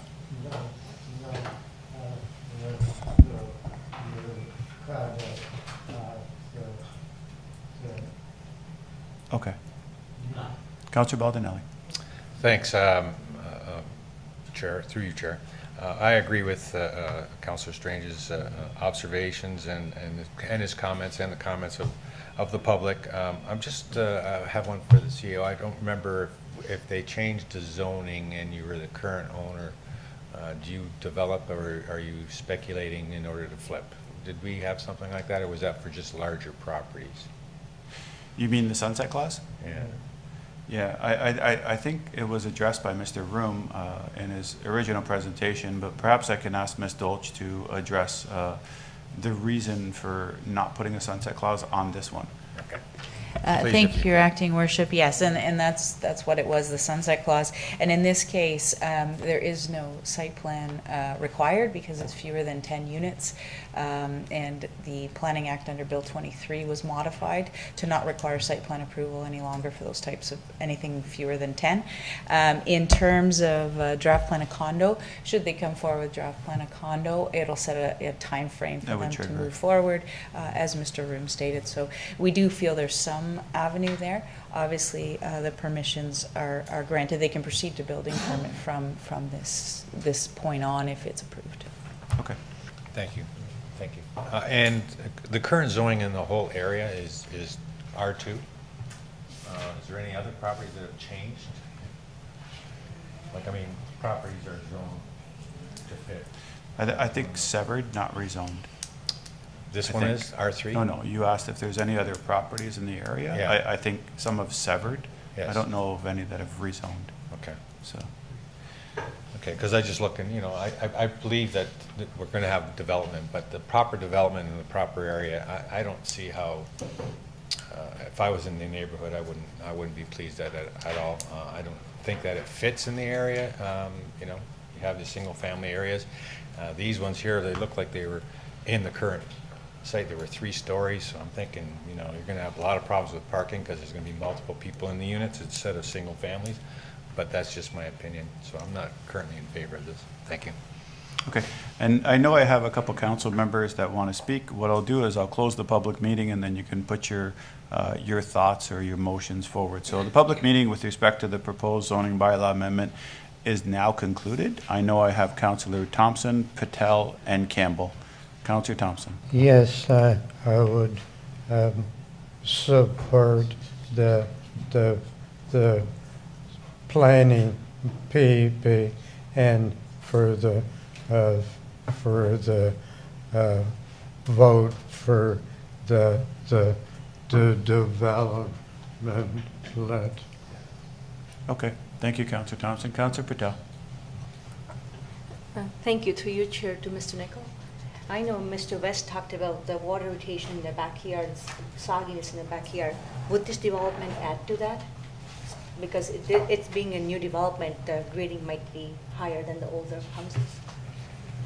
Yeah, and through you, Acting Worship, the new development would be required to be designed with a lot grading plan that would have no negative impact on neighbors, meaning that any of the existing drainage that is created on the site, you couldn't exceed that drainage, so there's a pre to post calculation, so we wouldn't be generating any new flow coming off the property, and anything that is coming off those building roofs and driveways need to be contained and not impacting other properties. So it wouldn't help any pre-existing concerns between two neighbors, but it definitely cannot make the situation that is there today worse. Thank you. Mr. Chair, I drive by the area quite a bit, actually, and last couple of weeks, I was driving around the whole city to look at the property standard issue. And to all the Chippewa residents, you guys do an amazing job to take care of your property. There's a big pride, especially in Chippewa. People take pride in their properties. And it is a very beautiful neighborhood with the large trees, beautiful older houses, and this development does not fit with that neighborhood. It is not compatible, and what Councilor Baldonari said, I do agree with them. It's not the right development for the right place. So I will not be supporting this. Thank Okay, you. thank you. I have Councillor Campbell. Thank you, Your Worship. It was mentioned somewhat at earlier. Turn your microphone on, please, Councillor. Oh, I'm sorry. Thank you. A sewage system. It's very, very old. I can't help but think, and I'd ask staff to comment on this, that there's a possibility of complications with respect to hooking up all these residences with the old system. Okay. Thank you. Councillor Nieuwesteeg. Through you, I want to thank the residents for taking the time to come out today to let us know how you feel about it. We were elected to represent you. We were here to hear you, and to Mr. Burdett's point, and that it does meet all the planning requirements. But there's more to things just meeting mechanical specifics. And yes, we do need to add to housing, but we also have to make sure and be appreciative of the residents who have already lived here for years and invest in that community. So I thank you for coming, letting us hear you, and that has helped me make my decision. I will not be supporting the application. I will support the neighbors and two of the other reasons as well with the traffic, because we've been hearing about traffic for a long, long time. And to Councillor Campbell's point about the drainage, I've heard that. I live in Chippewa. It's a regular, you go to the IGA and that's what all anybody talks about is the flooding in that area. So we have to pay attention to the citizens and what they have to say. Councillor, did you wish to put a motion on the floor? He's supporting, so I can put I'd like to put a motion that we will not proceed with this application. Okay, to deny the application. Is there a seconder for that motion, Councillor You Loc? would Okay. have the vote for so you.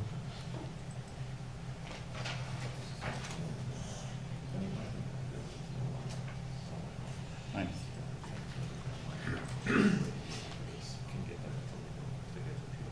Okay.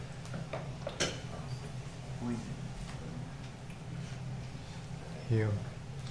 Okay, I think we're pretty clear. So the motion on the floor is to deny the application. I have a motion made by Councillor Nieuwesteeg and seconded by Councillor Loc. Are there any other questions or comments to the motion? Everyone understands the motion? Councillor Loc. Thank you, Mr. Chair. One of the other reasons I'm struggling with this development is that we don't know exactly what it is. They could do this or they could do that. We don't know what the tax implications will be. When I approve something, I want to know what it is. I don't want either this or either that and not be clear. So that was one of my reasons for not supporting it.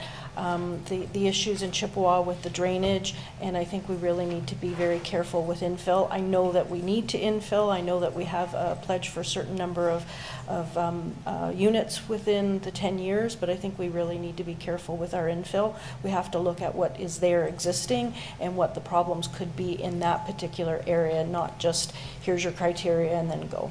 So that's why I'm not supporting the application.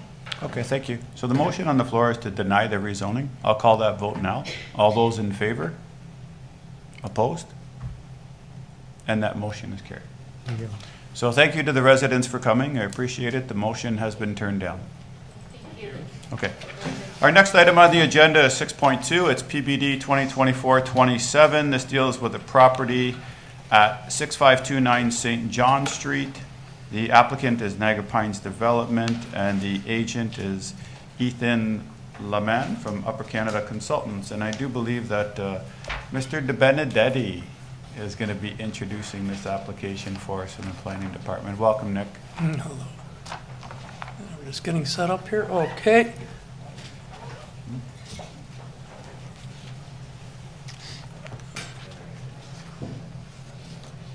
Okay. Hello, Mayor, Acting Mayor Pietrangelo, council members. My name's Nick DeBenedetti. I'm planner to City of Niagara Falls. I'm here to discuss this zoning bylaw amendment application AM 2024-004. Applicants Niagara Pines Development, agent Ethan Lehman, and the proposal is to permit the development of 5 detached dwellings and a detached dwelling with a future consent application fronting on St. John Street. Now, the property is located on St. John Street in this area right here. We have Notre Dame Elementary School here. We have the hydro field, Mitchelson Park, and we have the public elementary school here with the Old Stone Road. And the majority, if pretty much everything, is detached dwellings. So again, the application rezoned the subject property site-specific R4 zone with a residential R1E zone with a future consent application. The land is designated residential in the official plan, located in the built-up area. The density is approximately 20 units per hectare, which complies with the density of 20 to 40 units per hectare. And the subject lands are currently zoned R1D in accordance with 79-200. So the requested zoning bylaw is basically to rezone it to an R4 zone, is to add the use of a detached dwelling, basically reducing the minimum lot frontage from 30 meters down to 12.7. There's a reduction of the rear yard from 7.5 to 6 meters, and that is in this location right here. The reduction of the interior side yard from 5 meters down to 1.2, and the reduction of the privacy yard again from 7.5 down to 6 for units 2.5. And the remnant part will be this parcel over here, which will be the R1E zone, and that's just a minor reduction from the lot area from 370 down to 365. So we had an open house on July 11th. There was comments and concerns that were brought up.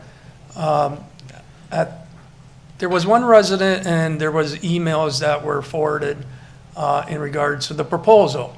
For number one, it was out of character of the area. So the proposal is for detached dwellings which are consistent and compatible with the immediate surrounding land uses. Further issue was the infrastructure capacity. The FSR was prepared and submitted by the applicant, and the report confirmed sufficient water and sewage capacity exists. Traffic concerns. The city's transportation did not require a traffic study, as it was a notable increase in traffic is not anticipated, and it was a minor impact within the neighborhood. Construction timing, from servicing from the beginning to end would be approximately 2 to 2.5 years, and the construction would have to comply with the noise bylaw timeframes. Removal of neighboring trees. Any trees that are located on the lot lines would have to have permission of the landowner from the neighboring property prior to any removal, and a further landscape plan is going to be requested as a condition of the draft plan condominium detailing location of new plantings. And finally, the impact on privacy. The maximum height of the building is 10 meters, which is the same building height which is permitted in the R1D zone. The proposal will be subject to setbacks and privacy measures, fencing and landscaping, and will be addressed as a clearance of draft plan conditions. So our planning analysis, again, the proposed development is within the density, which is allowed between 20 to 40 units per hectare. Development will provide housing options within the city. The property is utilizing existing infrastructure, and any conditions that are placed will have to be further reviewed as conditions for the draft plan of condominium. So recommendation is that council approve bylaw amendment application and report PBD 2024-27. Are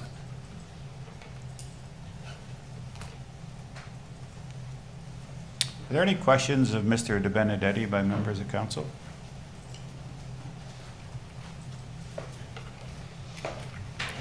Okay, thanks, Mr. De Benedetti. Thank you. So just wondering, is Mr. Lemon present with us? Okay, welcome.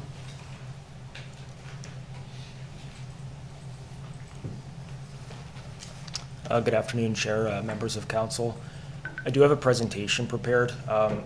However, it doesn't have any additional information that hasn't been provided in the staff's presentation and report. So I'll forego the presentation, but I support the recommendation and analysis, and I'm available for any questions if there are any.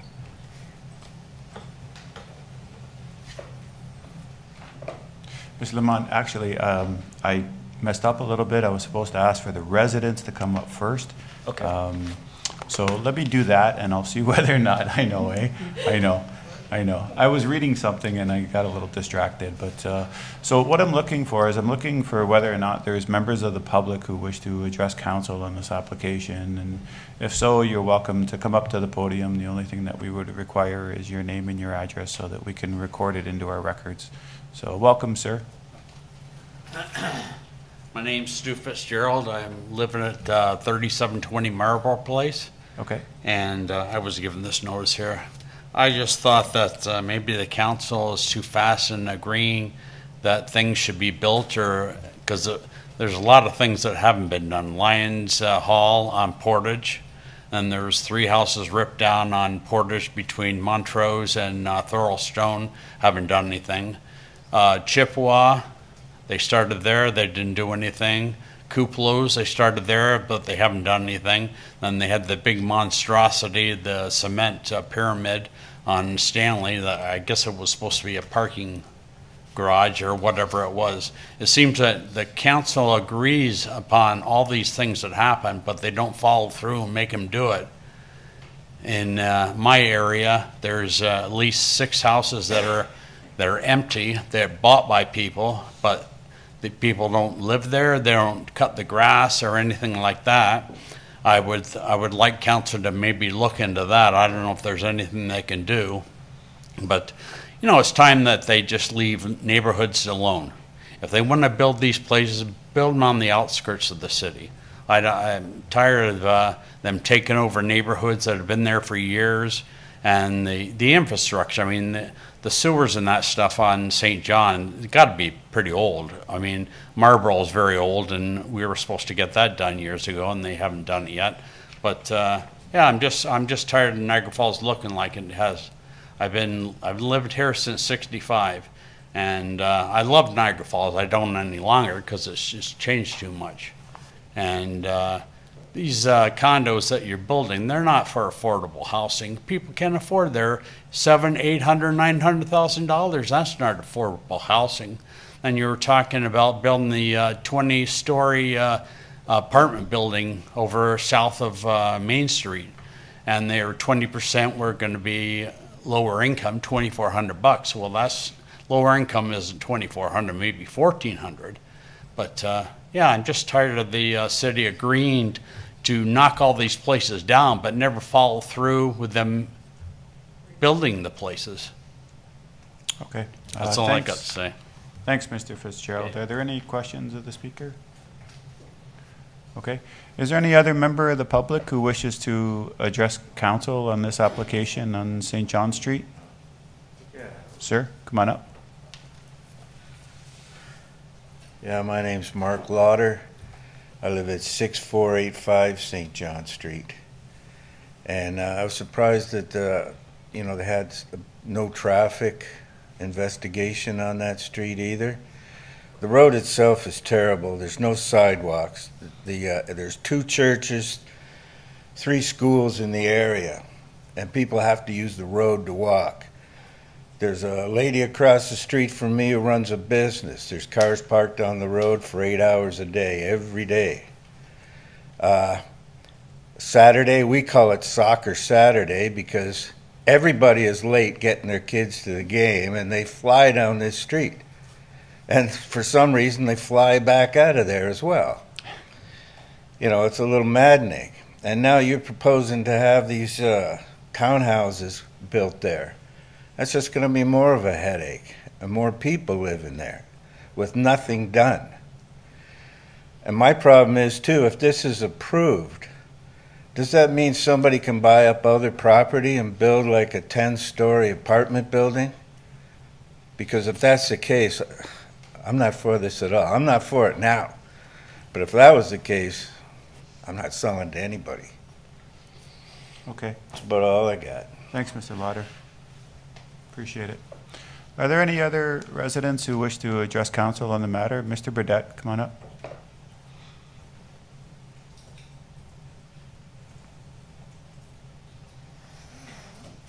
Jody Burdette, 4480 Bridge Street. I read it, reviewed it, and I agree with staff's recommendations. I recommend council approve the following amendments. And I also want to be informed of all Planning Act notices, and I reserve the right to appeal. Thank you. Okay, thanks, Mr. Burdette. Are there any other members of the public who wish to give their comments to staff? Mr. Fitzgerald, you're back again. Yeah, I'm back again. I would like the council to think about if this was in their neighborhood or their next door to their house before they agree to all this stuff. And I don't know what that guy's doing up here. He doesn't even live in the neighborhood. He shouldn't have anything to say. That's all. Thanks, Mr. Fitzgerald.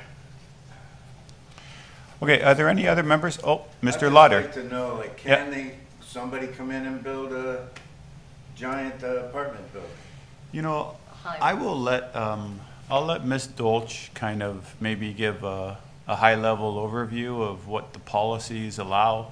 I mean, staff, they have to write a report based on the policies that are passed down to municipalities. It's the province that approves what they call the provincial growth strategy, and then those rules and regulations get passed down to municipalities.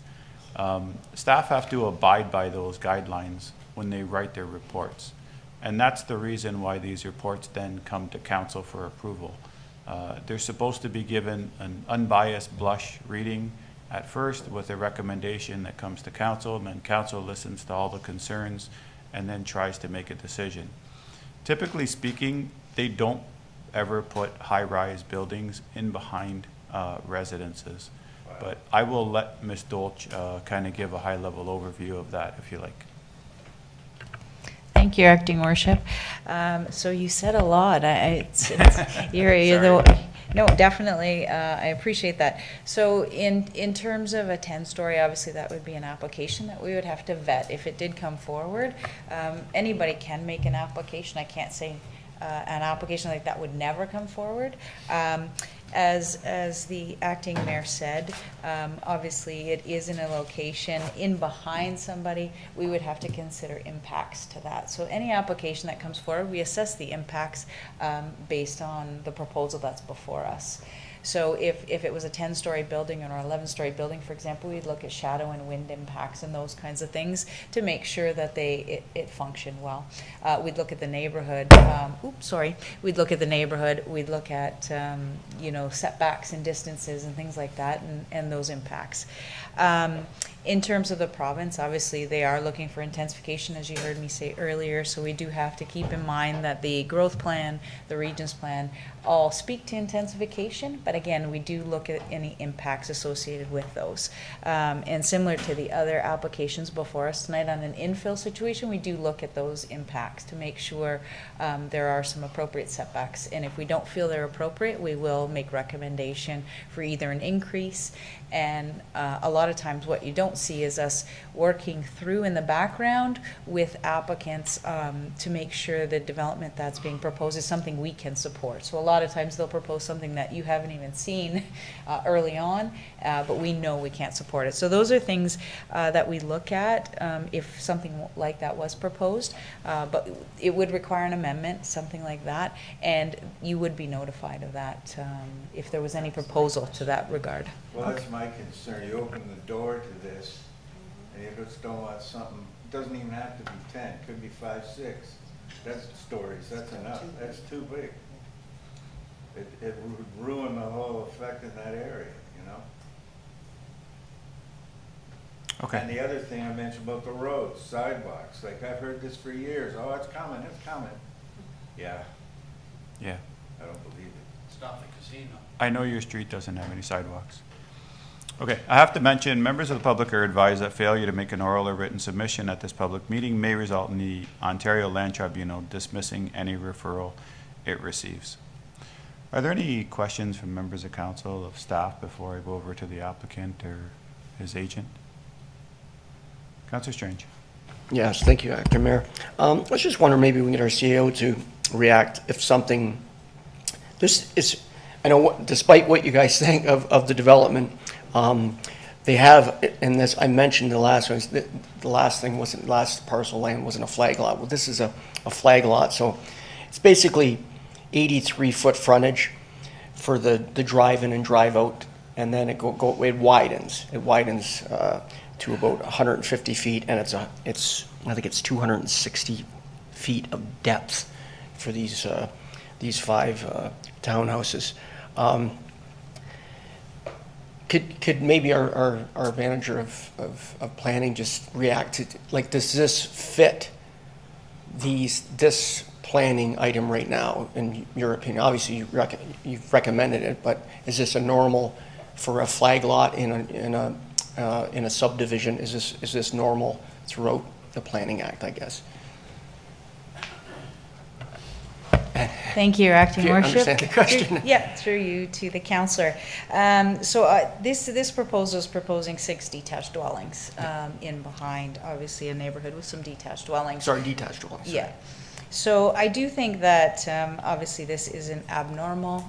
It does happen throughout Ontario, this type of development.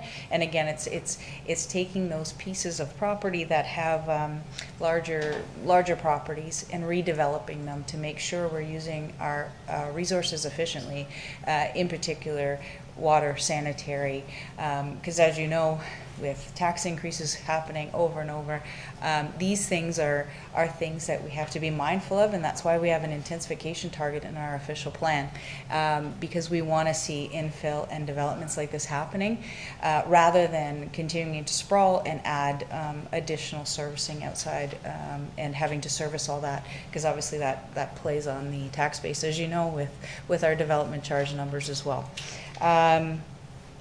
So in this instance, obviously it is detached dwellings in a detached neighborhood. I will say that, if it's townhouses, we look at it probably similarly depending on the setbacks and the heights being proposed.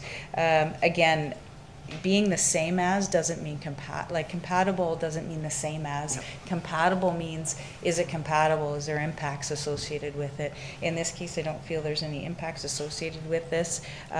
They do have the appropriate turning radiuses, things like that. So from our perspective, from an infill perspective, from our official plan policy perspective, it meets the intent of our planning policy. So we support it in that Thank vein. you. And we do have, I believe there's townhouses along Coburn, and there are no the back neighbors are basically the hydro field. Once you get past that first, I guess, 80 feet or whatever it is from the drive. So, part of this, and we know the neighbors are going to be upset, what happens if we, and maybe our CEO can explain it to our gallery here, if we do vote against it and it's appealed, and what is the process there? If you can just maybe explain it to them. Thank you. Through the mayor to the councillor and council.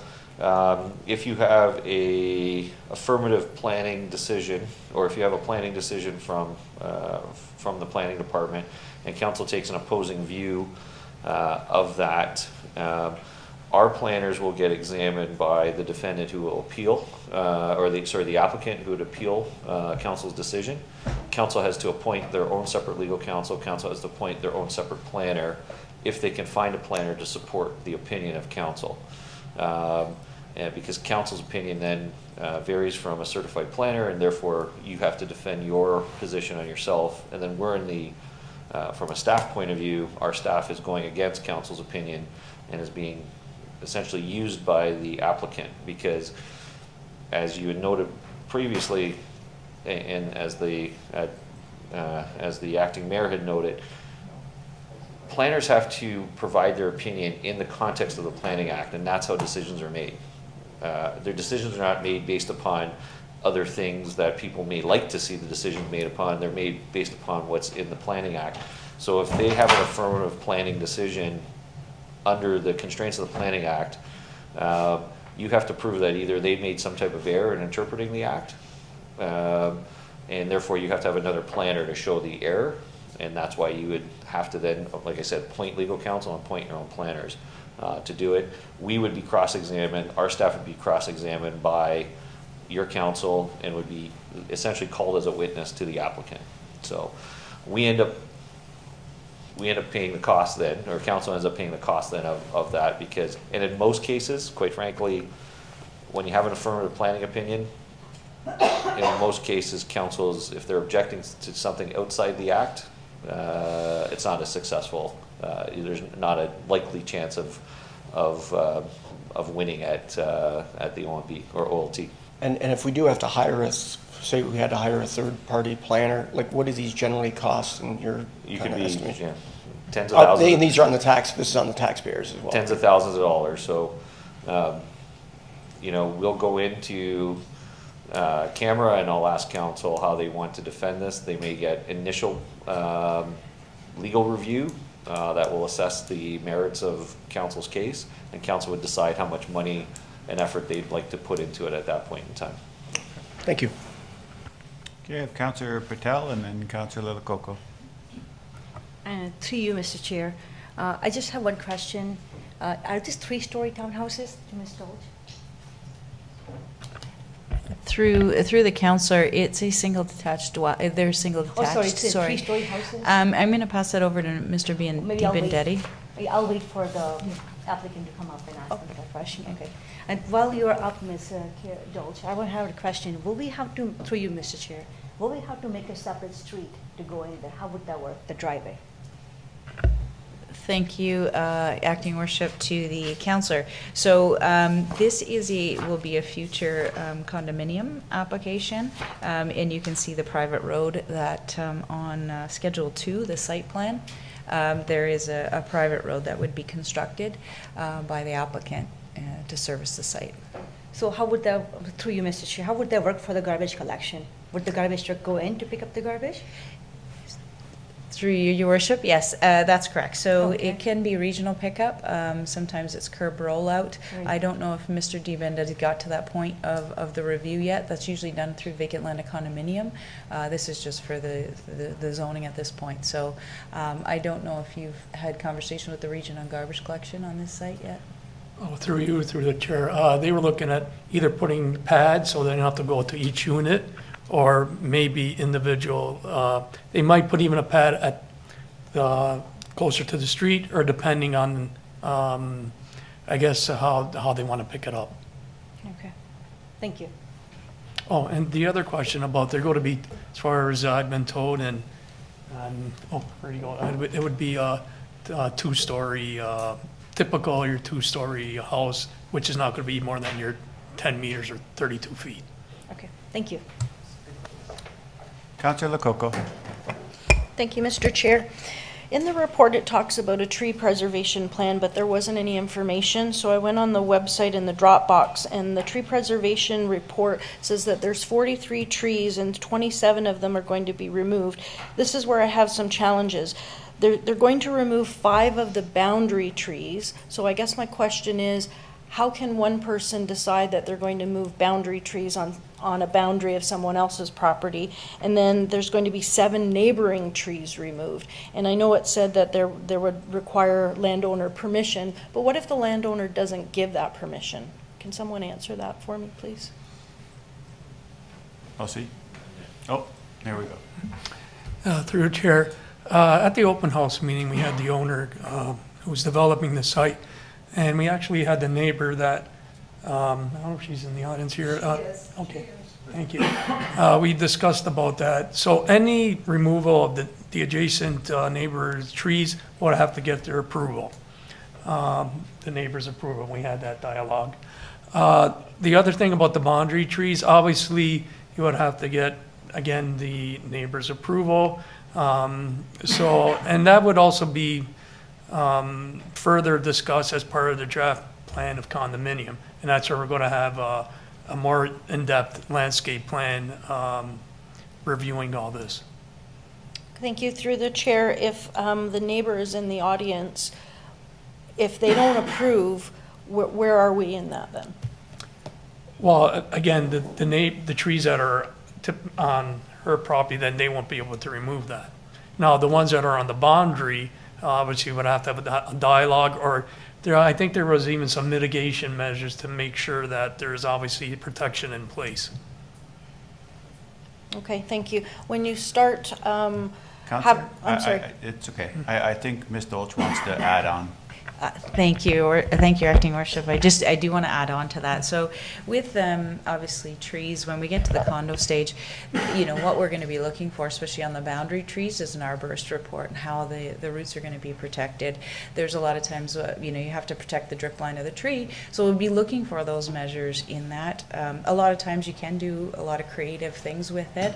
They can do a vac system along the roots in order to preserve it. But again, we'll be looking for that from the arborist at that time, because again, we do need to protect the trees that do not belong to them. So that's something, if they are proposing that and not full hoarding protection around it, we'll be looking for the alternative measures, and we'll determine whether we feel those are sufficient at that time.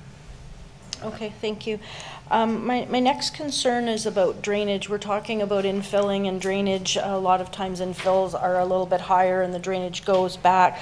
But because the hydro property is behind it, hydro has said that there's no drainage allowed to go on their property. So now you've removed that part of the property that no drainage could go. Now you're putting the drainage to all of the side or the front. And now, since it was all grass and one small house before, when the rain went in, it would go through the ground. Now you're putting in a road and 5 or 6 houses, because it says 5 in places and 6 in other places.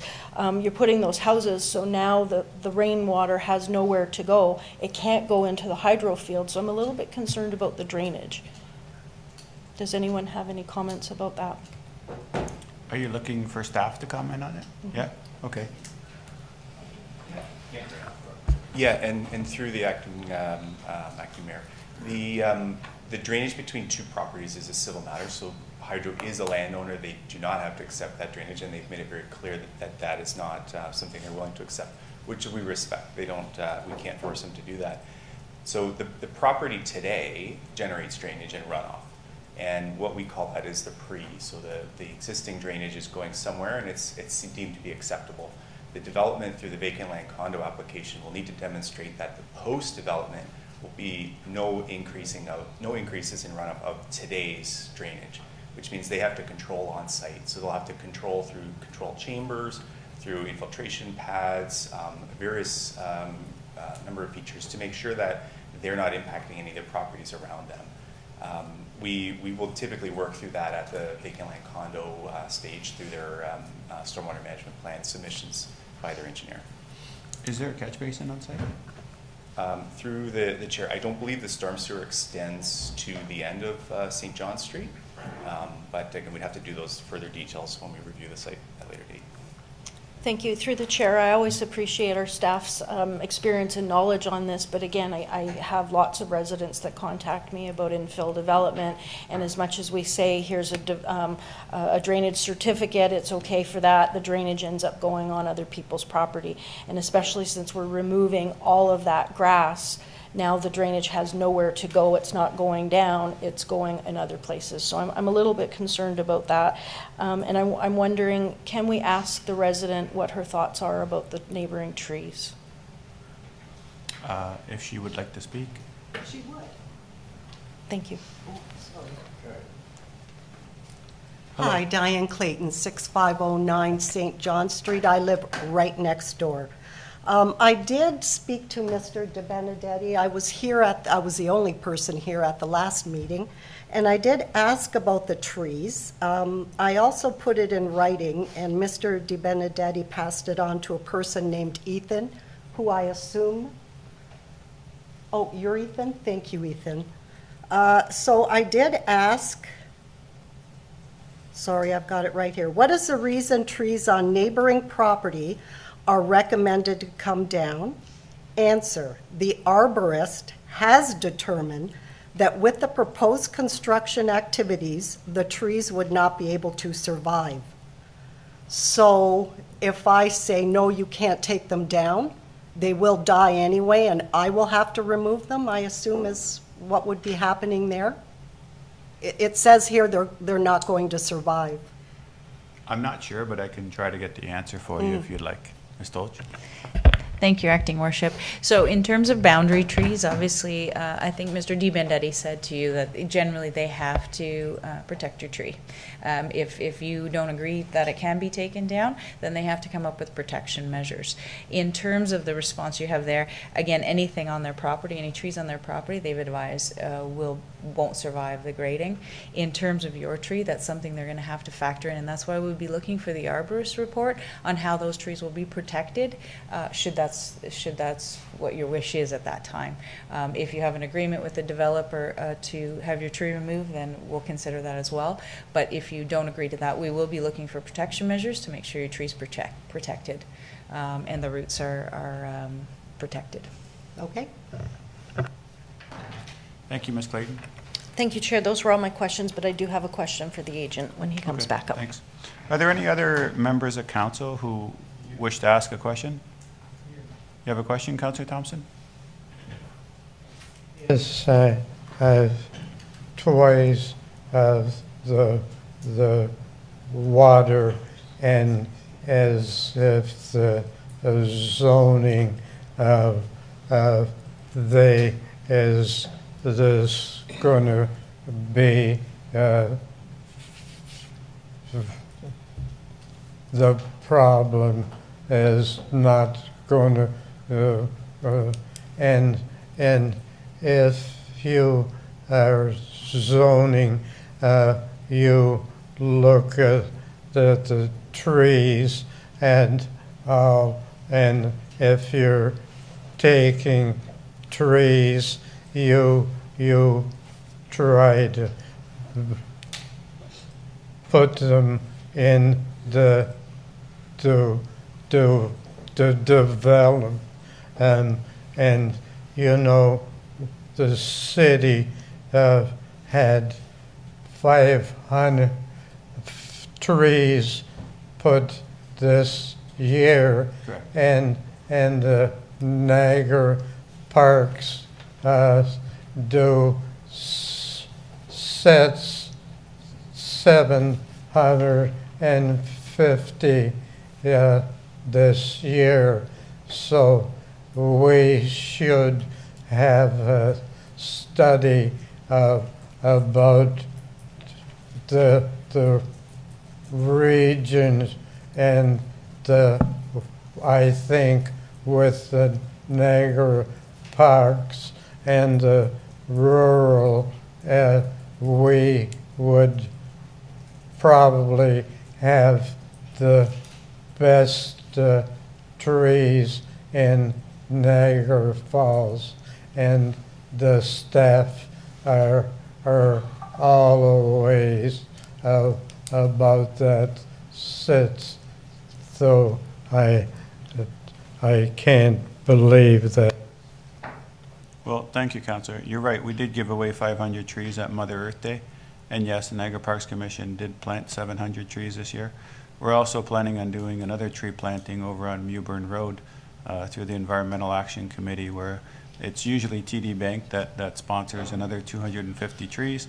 But in terms of your thoughts on where we are with our canopy, I know that we've approved our urban forest strategy, which hopefully will be coming forward at some point. I'm not quite sure what the timeline is on that yet, but we hope that it comes forward soon so that we can get some good information to go by. Are there any other members of council that have any questions? Okay, if not, then council will now hear from the applicant or his or her agent. So welcome, Mr. Lamar. Good evening, Chair, members of council. My name is Ethan Lamont, planner with Upper Canada Consultants. There's been a bunch of questions and answers already, so I'm here to support the recommendation and answer any additional questions if there are any. Okay, I have a question from Councillor Loc. Thank you, Mr. Chair. Through you to the applicant. There's going to be a road going in, and I was just talking about drainage of water. Are you looking at any permeable surfaces, either for the road or any of the building material going in? Through the chair to the question, the road would be like typically asphalt. And then the buildings themselves obviously are impervious, but there is a lot of open space associated since they're single detached dwellings. They have amenity space and setbacks, so those function as permeable surfaces. And then typically in a case like this where there's no pond, there would be some sort of chamber storage underneath the road to manage stormwater runoff. But that's something that we would look at further through the draft plan of condo. Okay, thank you. And I guess maybe to Mr. Nickel now, I just thought of something. Are the sewers separated on St. John or not? Mr. Nickel? Yeah, through Mr. Chair, yes, they are separate sewers. Okay, thank you. Any other questions of Mr. Lamont? Yeah, Councillor Patel. Through you, Mr. Chair, to Mr. Lamont, what is the approximate size of the houses? Through the chair to the question, I don't have that information off the top of my head. I do believe that the floor plan or the floor sizes were shown on the site plan. I can consult my site plan for just a minute here. Okay. It does say 900,000 for a 2 to 3 bedroom. Sorry, through the chair, was the question about the Size selling of the price house. or the, okay. Oh, yeah, that's okay. Well, that was going to be my next question. Thank you. So the dwellings are about 1,700 square feet on the ground floor, so obviously that would increase if it was 2 stories. So it is 1,700 square feet, and we're talking about $900,000. So I'm sure that doesn't fall into the affordable housing category. That's correct, yeah. Thank you. Any other members of council have a question? Okay, thank you, Ethan. Thank you. Appreciate your presentation. At this point, then, the public meeting with respect to the proposed plan of vacant land condominium and zoning bylaw amendment is now concluded. So looking to members of council. I'm sorry, Councillor? Sorry. A motion to approve the application? Okay. There's a motion to approve the application made by Councillor Thompson. Do I have a seconder to that? Seconded by Councillor Strange. Are there any questions or comments to the motion? Sure. Through Mr. Chair to Ms. Doles, I just thought of the question. According to More Home Build Faster Act, development like this is allowed now. So is there anything we as a city can do? You know, our new official plan, we're talking about having a 4 dwelling on a 1 big lot. That's what we just spoke about earlier. So is there anything we can do? If it goes to OLT, do we have any defense there? Thank you, Your Acting Worship, through you to the councillor. So in terms of this development, obviously our recommendation is that you approve it. As you heard from Mr. Burgess, if it goes to OLT, you'd have to find a planner to support you. In terms of this development, there is obviously a process because we are going to modify the zoning in order to accommodate this. You know, I will suggest that obviously single detached dwellings and making efficient use of land is all supported by obviously the growth plan, the provincial policy statements, the regional plan, as well as our official plan. So everything is generally supported, the density.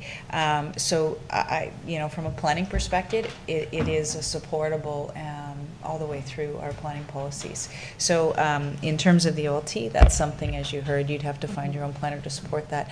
I won't say that whether you can or can't, but again, planning policy is pretty strong. Thank you very much.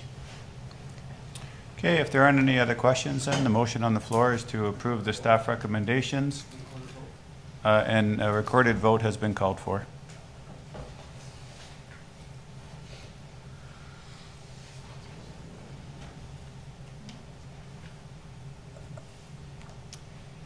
Councillor Baldinelli. Councillor Campbell. Support. Councillor Loc. Support. Councillor Nieuwesteeg. Support. Councillor Patel. Support. Councillor Strange. Yes. Councillor Thompson, Yes. and Councillor Pietrangelo. Aye. And that carries unanimously. Okay, so the motion has been approved, so just wanted to thank the members of public for coming here today. Appreciate you coming out and giving us your comments. At this point on our agenda, we've reached our in-camera session, so looking for a motion from council to go in camera. Motion by Councillor Baldinelli, seconded by Councillor Nieuwesteeg. I'll call that vote. All those in favor? And that's carried. So at this point, folks, we're going to be going in camera. Stay tuned. We will be back. Not sure how long this will take. Typically, I don't know. I'm going to guess maybe an hour or so. Yeah. Okay. We'll see you soon.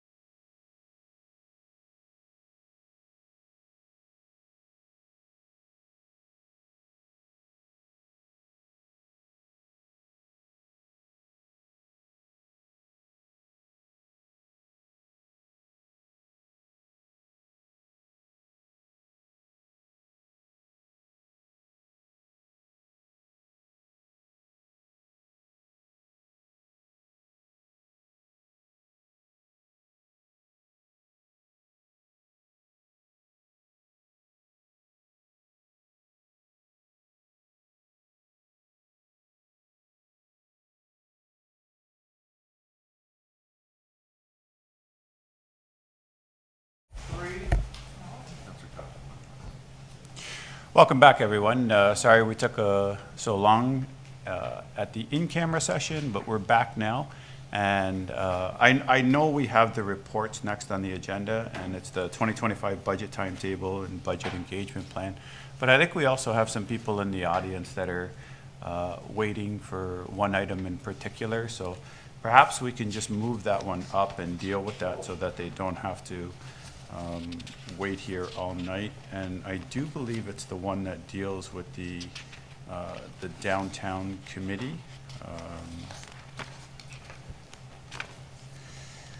So, is it 14.2? Yes. 14.2. Okay.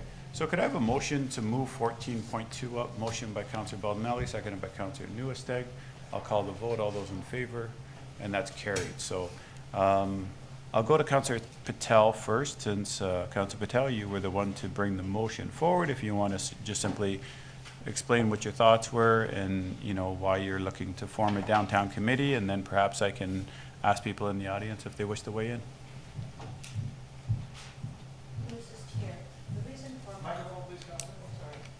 Mr. Chair, I introduced the motion after speaking to a few residents and a few employees who work in the downtown. So I spoke to quite a few people, and with my own personal experience, I would drive around. I would go to Ghost train station to pick up a few family members, and I myself use the Ghost station often.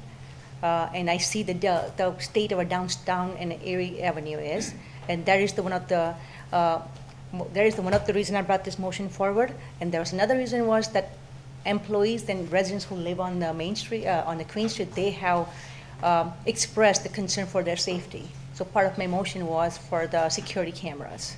So those are talking to people, talking to business owners who are suffering. We all know that a few businesses closed. They just opened up last year. They closed because there is not enough customers coming into onto the Queen Street. And I think we have to make Queen Street more appealing for businesses to thrive. But that is one of the main. There's a main topic we all talk about, that we want to revitalize the downtown, but that is not happening. And this is the appealing and appearance is one of the main component that brings people to the area. So here's the one I will introduce my motion now. That council form, my motion is that council form a downtown committee made of council members and the downtown merchants or other stakeholders who would oversee the business expenditure, programming and verification until such a time as a desire for a BIA is realized. Committee will deal with items such as the cameras, flowers, and Santa Claus parade, and special events. Also, they will provide ideas to increase local traffic, business measures to take advantage of the thousands of people coming off the terminal every week. And furthermore, that staff be directed to bring back staff report on how such a committee can be formed, including criteria and application and appointment process. So that is my motion. Okay. Thanks, That's Councillor. on the floor now. Thank you. Yeah, so what I'll do now is I'll open it up to members of the public. If there's anyone here that wishes to weigh in, just make your way up to the front. Just give us your name, your address, so that we can record it in our minutes, and feel free. Hello, my name is Shandor. I live on 4th Avenue in Niagara Falls. The reason I'm here is to support the motion. Thank you so much for bringing this motion forward. In my opinion, this motion addresses a clear gap that has existed since the BIA was closed last year. My involvement in the community, I'm local to the Queen area, and I was the graphic designer for the On Queen Street map guide, which was produced by Krista Barrett. And so as a consequence of this project, I had the opportunity to get to know some of the issues, and for me, one of the things that I really enjoyed about the downtown community is with my son, we came to Christmas events, and that last year those weren't possible. So last year I made my way down to some of the staff's office here at the city and had a very productive conversation about some of the gaps that exist in lieu of a BIA. And so this committee is, to me, clearly filling that gap, and so very much appreciate and support that. My background on Queen Street includes actually working for former BIAs. Through graphic design, I was involved in the Springlicious era and worked on Queen Street for a variety of businesses And if I may, I'd like to please, if I may, please, I would like to take a moment to commemorate the life of Rick Rose, who's a tremendous contribution to my life personally, and not just to this city, but a much larger space than that. Not just a musician, but a print shop owner and someone who had dreams and always believed in other people's dreams, helped me achieve some of my dreams, helped us achieve this project. And so thank you for your indulgence in allowing me to make those remarks, because I think that when we're talking about this community, we're at a real loss at this point. And I wanted to just take the opportunity to say that. But if there are any questions about the kind of ideas that our group has, then we'll be here to talk about those ideas. And we really, again, really appreciate the spirit of this and a lot of support for the staff that I've talked to. I'm not sure what staff's involvement is. I'm looking forward to seeing what the committee's structure would be. And so thank you so much. Oh, you're welcome. And just to let you know, we did open up the meeting, and under the mayor's remarks, I did make reference to Rick and and his passing, and what a loss it is for Niagara Falls. You know, going from actually having his own rock band into the School of Music afterwards. I know he touched a lot of people, and just being out on a Friday or Saturday night, it was very common to go to a place, whether it was Coco's over on Murray Street, and just sit there and listen to him play. He was very talented and very gentle person. So very kind. Yeah, he was. Very generous. Yeah. Does anyone have any questions of the speaker at all? No? Okay, thank you. Thank you. Does anyone else wish to address council on this matter? Come on up, sir.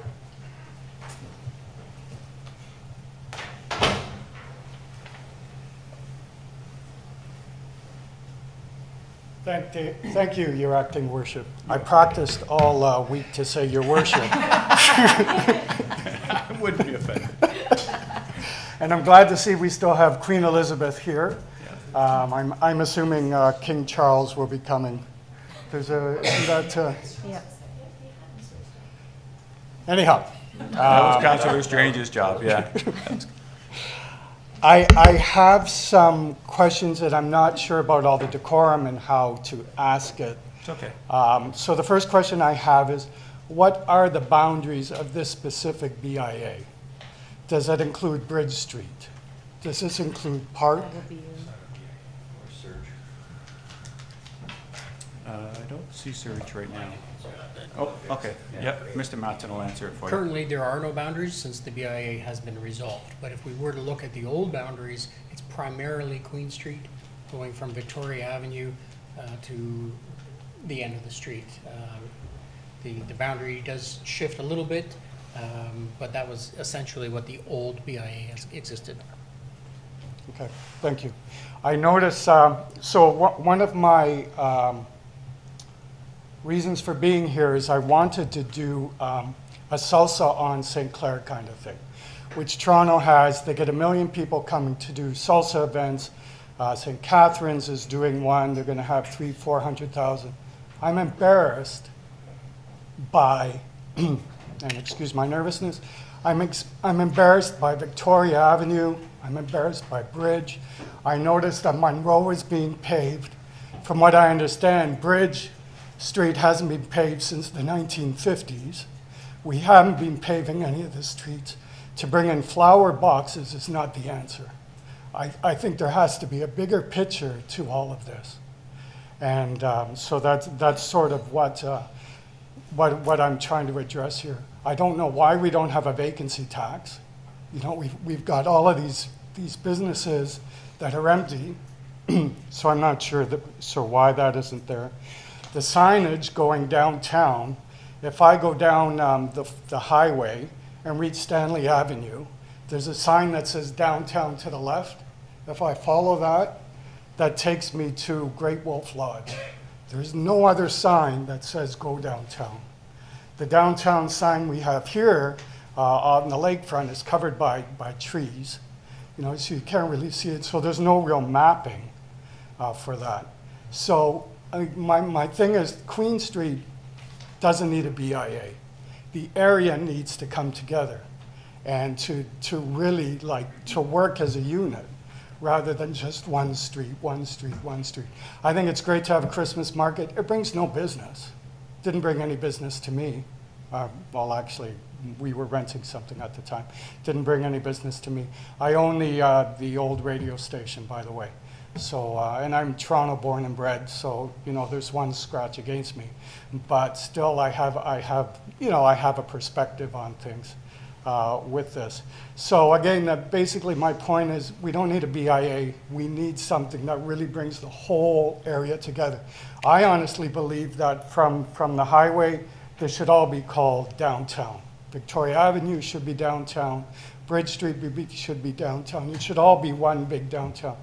I know they're saying by 2030 there may be 130,000 people. There's going to be more than that, you know. And I think one of the mistakes Toronto made is they didn't really foresee the amount of growth that was going to take place, and they didn't plan for it. And I think we're in a situation now where it needs to be planned, right? And that's kind of where all my nervousness takes me. So thank you for listening. Okay. Thank you, sir. And okay. I'm sorry, I didn't catch your name. It's Glenn Michael. Glenn Michael. I had put a request in through the clerk. Yep. And the clerk did acknowledge it, and so okay. There we go. Does anyone have any questions? If you want my address, I can give you my address. Yep, Councillor Patel. Thank you very much, Glenn, for coming into council. Actually, when I did the Easter Seals dance, Glenn was one of the judges. Yeah, and he was very tough on me during the dance. I was too. And to address your concern about the Bridge Street, I would like to ask Mr. Nickel to talk about the Toll Stone extension and the Bridge Street reconstruction, if you may, please. Yeah. Yeah, and thank you through the chair. So those are two significant projects that Niagara Region are leading that the city is involved in. At the present time, we just had a capital planning meeting today with the region. Bridge Street is forecasted for $30 million 2025 budget with a late start in 2025 for full reconstruction of bridge in Erie. And Thorold Stone Road extension is scheduled for around the same timeline, maybe early 2026. It's programmed in their 2026 capital. Those are massive funding programs by the region, so they still need to go through regional approvals. They're transformative for the downtown as far as I'm concerned. And we'll be partnering with the region on all of our infrastructure, the sidewalks, the multi-use trails that are part of those projects. Thank you, Eric. Does that answer your question? The Toll Stone extension will come to the roundabout and it'll be everything will be new soon. You know, if it goes through, that's one thing.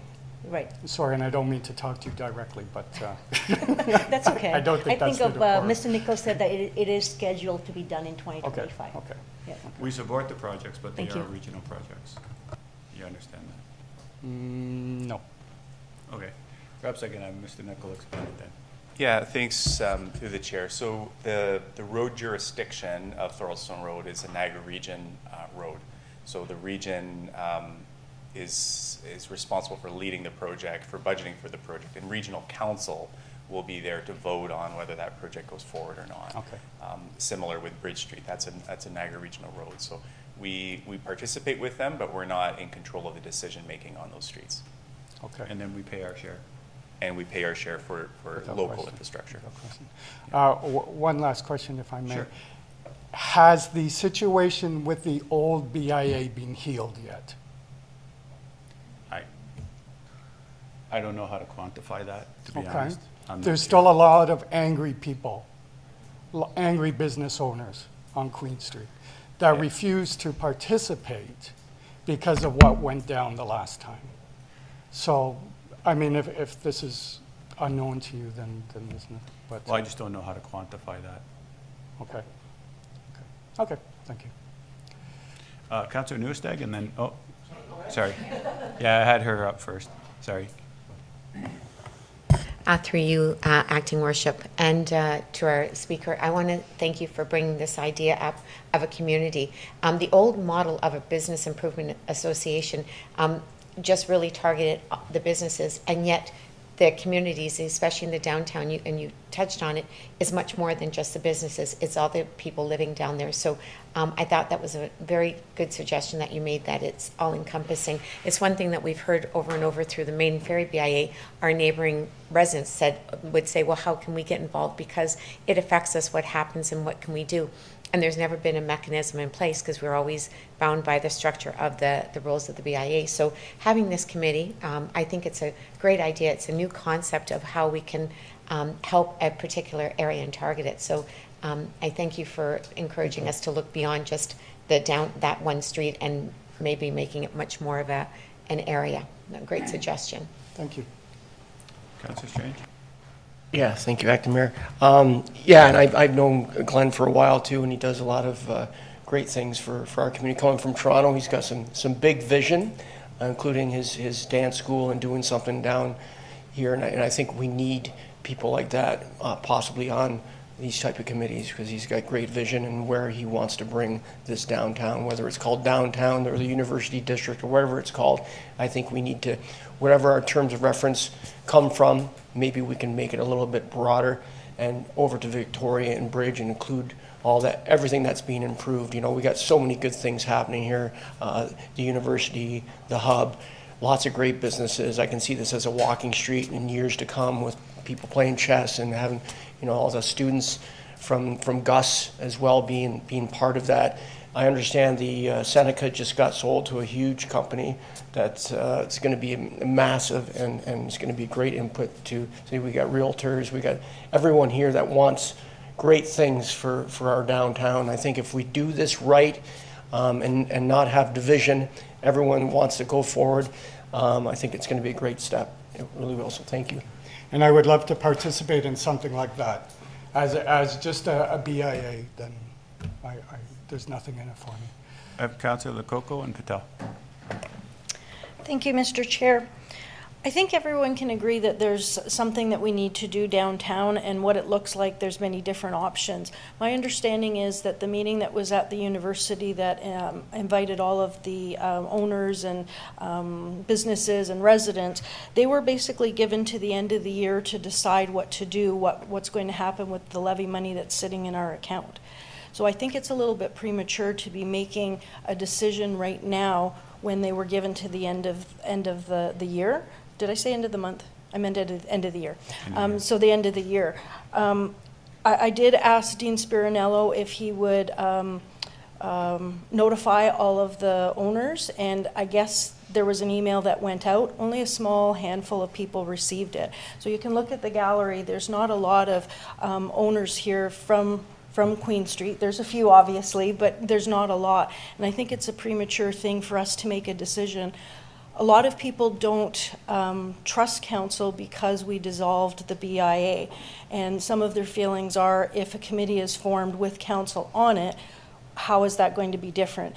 And just to give some distinction about what a BIA is, the levy is charged to the business owners, and the levy comes to City Hall, then City Hall gives it to the BIA, then they can make the disbursements. You can also have a members association, which would be very different than the BIA. The city would not be involved. I can appreciate Councillor Patel's motion about putting a committee together. Something definitely needs to be done, but I think it's very premature in the fact that they were given to the end of the year. So I wouldn't support the motion right now for a committee. I would like to leave it to the end of the year to give them that opportunity to figure out what they want to do. Okay. And I just want to go through my, Sure. I just had a couple more things. So I guess my question's about a committee. Would they be allowed to use the levy that's sitting there? The idea. Just procedurally, right now we're gathering comments from the gallery, and then we'll be looking for a seconder to the motion, and that's when I think we could have more of a discussion about the motion.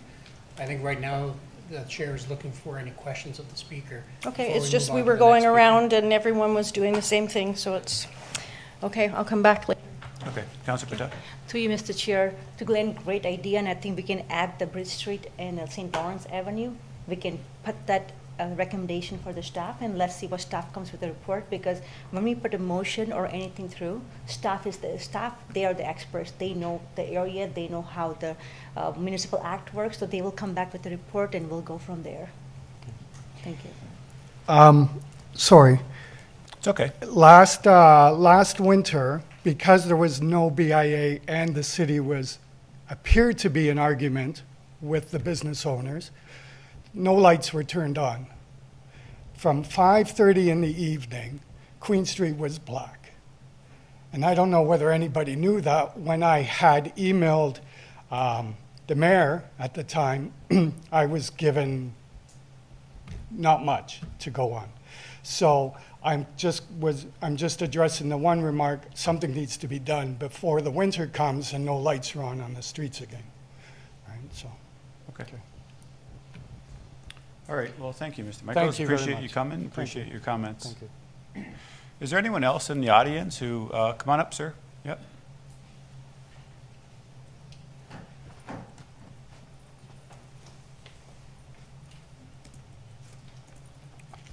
Good evening, everyone.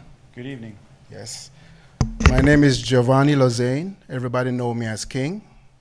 I'm from Costa Rica, Central America. Me and my wife, we was the owners of Plush Imperial 4683 Chrysler Avenue. We are the ones who do the Niagara Falls Latin Festival and also the Curry Falls, which is like Caravana on Queen Street, and we would like to continue to do it. There's a lot of issues on Queen Street, no lights, it's very dark. We would like a BIA committee to continue to create events, beautifications, fix the streets on Victoria Park, on Victoria Avenue. I have a lot of friends that come over from the States, from Windsor, from all over Canada, and they come to downtown Niagara Falls. They love the place, but they complain a lot about the darkness and the condition of the street on Victoria Avenue. So yes, we would like to continue to do events and be part of the committee of events. Marketing is number one. We have to do a lot of marketing to get people to come to downtown again. When the BIA, so-called BIA before, marketing was there. That was a good quality. There was other things that weren't good qualities, but that was good. It brought people. The Santa Claus Christmas market, that was a good thing as well. The first year, it was marketed really well. The second year, I didn't feel it was done as well, but I don't know what happened there. But there is other good qualities we can take from things that have been in the past, but the darkness is really bad. People say, are my cars safe? They don't trust the lighting. Victoria Ave, all the way from the 420 coming up, it's not inviting. You turn the other way, all these big shiny things. Turn this way, it's dark. Why would somebody want to turn this way if they can go to the shiny things? That's Okay. it. Thank you for your comments, Giovanni, and I didn't catch your Arlene. wife's name. Sorry? Arlene. Arlene. Okay, thank you, Arlene. Thank Does you. anyone have any questions of the speakers? No? Okay. Well, thank you. Thank you very Appreciate much. it. Is there anyone else here that wishes to come on up? Yep. Sorry, no, I got here a little bit late. My name's Eddie Pivas. So I was part of the old BIA. I have a different light on it, I guess. I thought it was very successful. We were doing a lot of amazing things for the street. Not everybody was on board, and it's tough to get everybody on board with anything. So, you know, it broke down and it was disbanded. If there was an opportunity for there to be a committee or something in place to help rejuvenate the street, I think, you know, the sooner than later is better. Postponing it to the end of the year is basically missing another winter of events and things that could be happening. There's a lot happening downtown with the university. Gus is the owner of the Seneca. Great guy. He has huge plans for Queen Street. Yeah, so I just wanted to, I fully support something happening and it happening sooner than later. So if you were going to be a part of that, that would be amazing. So thanks. That's it. Thanks, Mr. Pivas. No, that's okay. Yeah. I don't think there's any questions. Does anyone else wish to address council? Come on right up. Hi, thank you for this opportunity. You're welcome. My name's Krista Barrett. I live on Queen Street, and I'm absolutely in love with Queen Street. I've lived here most of my life, and it's my favorite place in the whole entire world. So, and I know I'm not the only one who feels that way. I would say 90% of Niagara Falls feels that way. It's a residential area. It's never going to be competition for Clifton Hill. I want to make that clear, you know. There's no threat to Clifton Hill if we make it an inviting and safe place for people to thrive and live. Just want to say that. But my colleague and I, we did create the On Queen Street map out of a basically desperate need to have some sort of representation for Queen Street. I think you'll find it quite beautiful and whimsical. This is our 3rd edition. We have some copies here. We can pass them out, and you guys can take a look and maybe give some feedback or not. Just take a look. It's pretty great.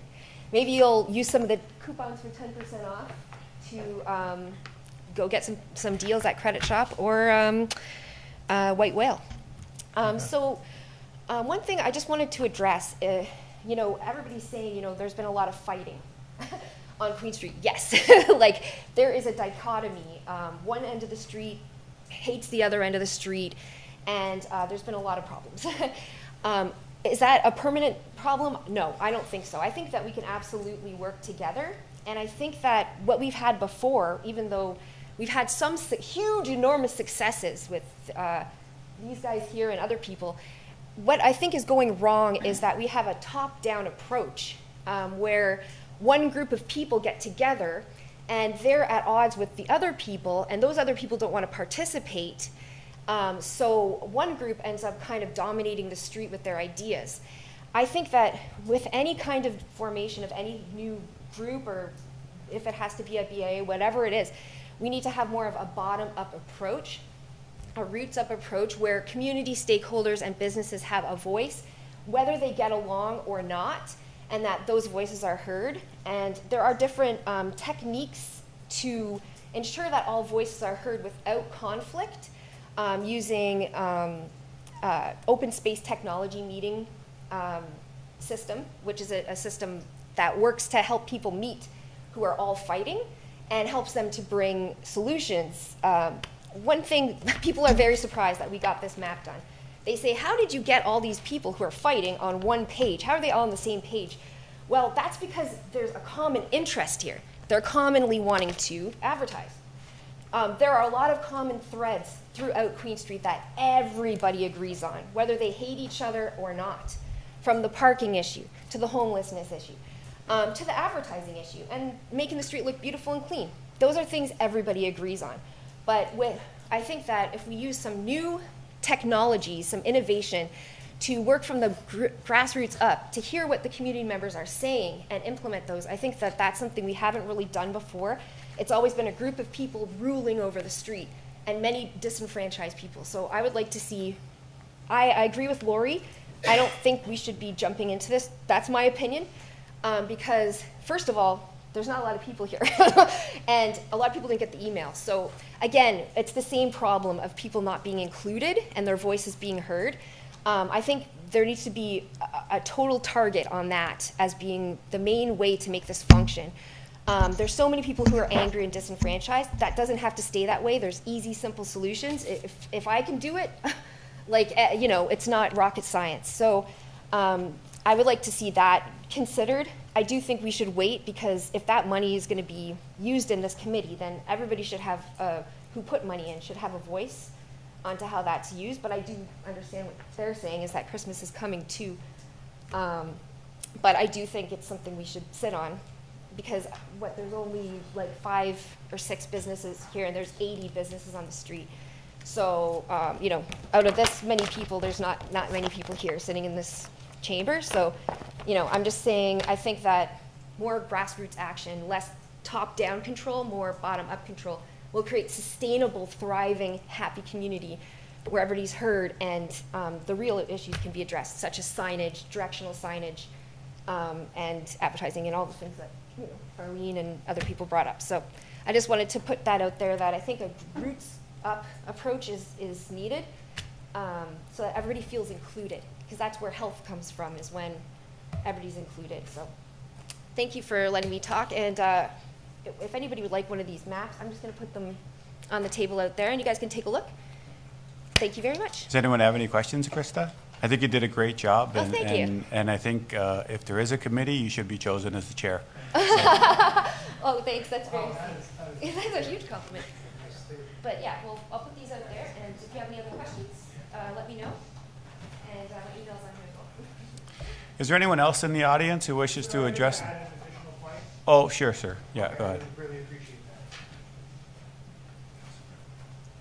that. We're not looking for a final solution in whether or not there should be a BIA or a merchant association or a committee. This committee is filling a gap that will exist either way. And so the reason I came to support it, knowing all of the things that everyone else might say, the why I support it is because there's no authorization to access the levy unless, if you access the levy and do it all on your own, then that is less ethical than actually consulting with people through a process. Therefore, in my opinion, it's incumbent upon, if you're going to be wanting to access the levy in order to fulfill these issues, then what can you do in the next 6 months?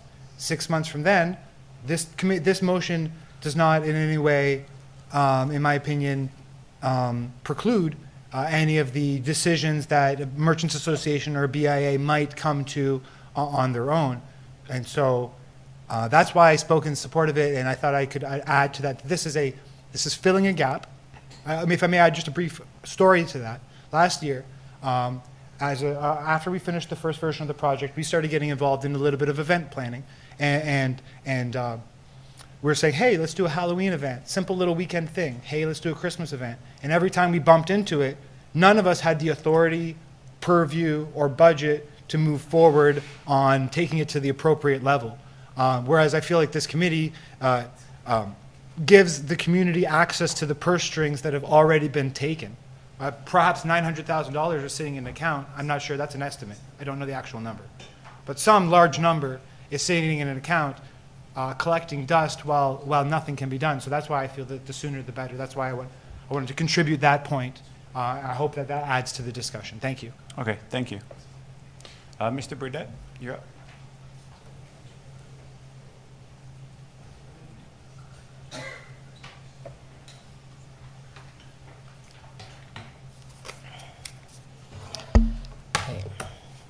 I've heard the other people speak, and I just want to give some context to what I'm going to say. I'm only here to address the creation of a committee, not a BIA or a Merchants Association or anything like that. Okay? Council, during the May 28th, 2024 council meeting, the following agenda item was considered by council. The letter reads, to council, the most recent public meeting concerning the creation of another downtown BIA and/or Merchants Association ended with city staff indicating that merchants would need to organize and present a proposal to the city. This was inferred to be done by a steering committee created by the merchants. So as per staff's recommendations, as a downtown business owner, I create a steering committee of one, and its first recommendation to council is that a councillor, during the notice of motions portions of the meeting, propose that a downtown merchants advisory committee be created by the city. The city still needs to know what is happening and what is wanted by the downtown merchants, and without such a committee, there is no formal representative body to council for the merchants. It's not a BIA or a merchants association, but it is an organized effort to stay in the know. Failure to do this will only result in conflicting asks and confusion as to who is the authority having jurisdiction, so to speak, or which path to take concerning requests of council by downtown businesses. You can ask the CAO or clerk to verify details from that latest public meeting. This action should be done sooner rather than later, as the CAO indicated there is a timeline to the abandonment of effort by the city. The city should notify prospective volunteers to apply for the committee for the next council meeting. That way it can get up and running as soon as possible. Glad to help. Jody Burdett, 4040 Bridge Street, Niagara Falls, business owner of Niagara Tinting. I have consulted with the clerk and was informed that when the council approves communications of the clerk's agenda items, they are considered having been decided upon. Councillor Patel's motion to create a downtown committee is not an original idea, and this council has already acted on a request to create such a committee. This would suggest that Councillor Patel's proper course of action was to make a notice of motion to reconsider the previously decided motion. As the original author of the idea to create the committee and the letter requesting the council to create such a committee, I wish to ensure that it is not created through an act of procedural error. Staff have been requested, if the council could review and ensure that the proper procedure is being followed, it would be much appreciated. Staff has also been requested to provide information on how such a committee can be formed, including criteria and an application appointment process. And to that end, I provide my opinion such that, 1, just as the Mayor's Youth Advisory Committee and the Fallsview BIA are structured in a form of ward representation, it should be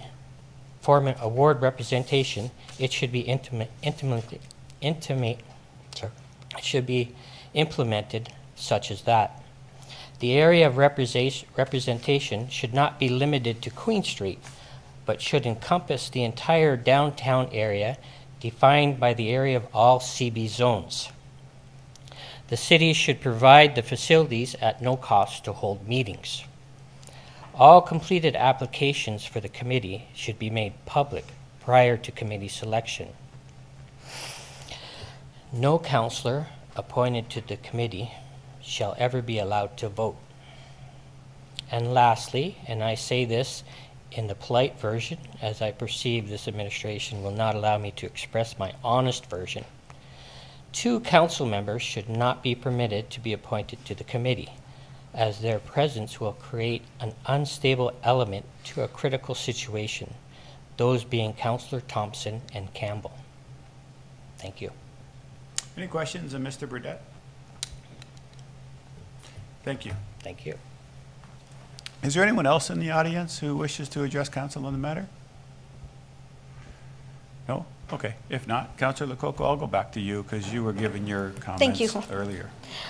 Since then, I've come up with a couple new ones. I wonder if the lights on Victoria Avenue and Queen Street, if we could forward that to our Municipal Works Department. I don't know if it's just burnt out bulbs that haven't been replaced, or if it's the type of lights that are there, why it's dark. So I think it's probably the dimness. I mean, I notice the same thing when I go down in the parks. I have to pick up my son from work, and I mean, it's very dark down there. Go ahead, Mr. Yeah, thanks. Actually, I wanted to provide some good news. The LEDs on Queen Street, actually, they're not LEDs, but they were approved in the capital program to be replaced with LEDs, which will improve the brightness of the of Queen Street. That program should be launched this fall, so they could be replaced by this time next year for sure. Thank you. And through the chair, what about Victoria Avenue? Is there something we can do on Victoria Avenue as well? Yeah, thanks to the chair. We wouldn't necessarily recommend adding new lights because that's it's existing poles, existing wiring. We can definitely do a nighttime inspection to see if there's lights that are not in place or out. But any other types of works I would like to save for a larger capital improvement. We have infrastructure needs to be replaced, sidewalks, roads, and curbs. So it would likely fall into a larger capital replacement in an under 10-year time frame. Great, thank you. So I'll go back to some of my other comments. The end of the year was given to the members who attended that meeting, and it was also information that was given out to all of the owners. So I do feel that we should at least wait, and I do understand that we could be missing some opportunities. And as Shandor has said, that when they were trying to set up some events, every time they went to go do something, they would run into a brick wall, that they didn't have authority to get the money or to ask for a permit or to close a street or whatever. I know at one point when I was speaking with Mr. Spirinello, he gave me a list of all of the things that the business owners on Queen Street could try to communicate with the city for. There was garbage cans, there was flowers, there was the lights, the Christmas lights on the trees. Those were some things that they could work with the city as long as there was some communication back and forth. So there was that list. Again, I'll talk about the notice. We don't have a lot of business owners here. I don't know how many got the notice, but there's not a lot here. I talked about the funding. I don't know if it's appropriate for the funding to be used for a committee without everybody having a say. And the other part of it is I'm not sure if the city should be an event planner. So if that includes staff and councillors, if there's going to be events such as Springlicious or Santa Claus Parade or whatever, is that what the city is doing? There's a cost to that then. And I already talked about the levy, that's what a BIA is in comparison to what the membership would be. Okay. So those are my comments. Okay, thanks. I just, I had Mr. Burgess who wanted to talk about the end of the year. Yeah, thank you. Through the chair, just to correct if there was a wrong impression made during that meeting, what I thought I said was that a decision had to be made prior to the end of the year, because our lease in the one building where there's a lot of storage and material runs up in December 31st. So what I tried to convey in that meeting was a decision had to be made prior to that, because we needed to move on with those assets and other things prior to the end of the year. So if I gave their impression that they had till the end of the year to figure out something, that was not my intent, because my lease is up in the downtown building, and I said we needed decisions made prior to the end of the year. So just so it's clear, so that you're not, they can come on December 25th with an idea. That was not the intent. Okay, thank you for that clarification. My understanding, there were 17 people at that meeting, and I don't know if anybody in the gallery was there. Was anybody there? Two people. So out of those 17 people, if those are going to be the 17 people that make the decision about what to do moving forward, that's part of a challenge as well, when there is over 80 businesses, owners, business owners. I just don't think that this is the appropriate time to be forming a committee. Okay, thank you. Councillor Patel. Mr. Chair, I would like to add something. I have received an email and calls from few business owners who are very happy about the motion that came forward. And we heard from few residents who are very happy. And this is not a BIA. This is a council's committee that we are trying to do something about downtown. We missed the last Christmas season. We missed this summer. That we can't miss another season. Some businesses might not survive if we miss another season. So this is just to get those businesses the business they deserve, and to get the traffic on downtown. And another thing is people coming off the GO train. Summertime, we have thousands of people coming off the GO train every weekend. And if we have downtown that's appealing, it looks safe, people might be coming to downtown to actually use the restaurants and services we have here. And that is not a great look for our city. When people are coming to our city looks all run down by this area. It's just not the right impression of the city. So safety, appearance, and Santa Claus Parade last year, it was all dark. It did not feel like holiday spirit last year. We need to do something better for the Christmas time, because it did not feel like Christmas last year, Santa Claus Parade. So there's quite a few things that over the year I heard complaints from people who live here, business owners. That is the reason this motion came forward. And I believe that this committee needs to go ahead before the Christmas season, because lots of businesses and lots of people, lots of businesses who rely on those businesses will not survive one more season. So thank you very much. Okay. So, Councillor Patel, you're the mover of the motion. Yes. I think it's appropriate to ask whether or not there's a seconder for the motion, seconded by Councillor Strange. And are there any other comments from council members before I call the vote? Councillor Baldinelli? Thank you for everybody who attended, and I agree with Councillor Patel. Sorry.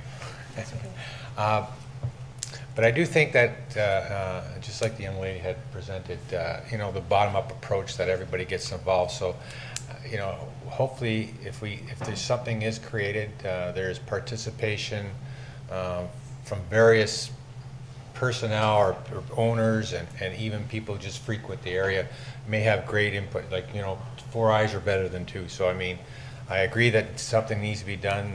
We need a revitalization, and I'll support the recommendation or the motion made by Mona, as long as we make sure that more people get involved and we have that great approach that you had mentioned. Yeah, thank you. Okay, so there is a motion on the floor. We do have a seconder. If there aren't any other comments, I'll call the vote. All those in favor?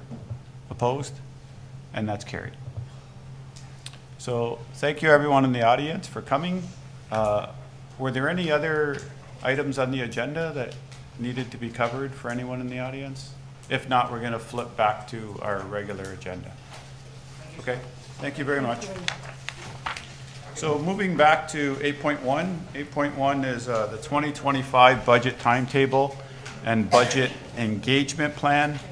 The recommendation is that council receive the report for information and that the mayor call a special meeting on Tuesday, November 26th for the 2025 capital and 2025 parking budget deliberations. Councillor Loc.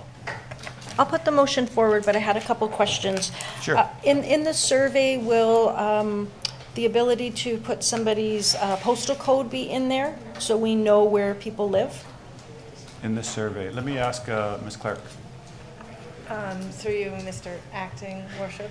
I think that's probably possible. We'll just talk to our communications department about adding that field in.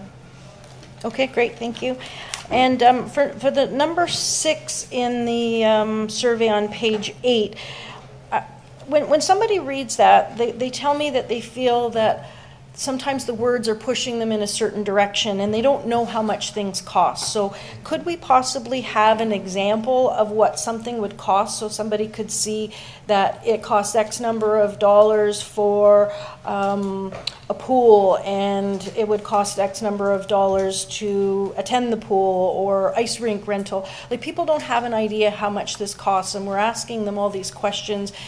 Do you want to pay? Do you not want to pay? Do you want to pay 50%? Is the user? People don't understand what the cost is. Is there a way we can put something else in there? Okay, great, thank you. And then number 7 in there, it's kind of a weird question. Do you want to pay more to refurbish an existing facility, or do you use the money to invest in new facilities? Again, it's a very general question, and I think there needs to be a sample about what that is. Obviously, people are going to say, well, I don't want to put more money to refurbish it. Let's get something new. But I think there needs to be a little bit more information. And that was all I had. Thank you.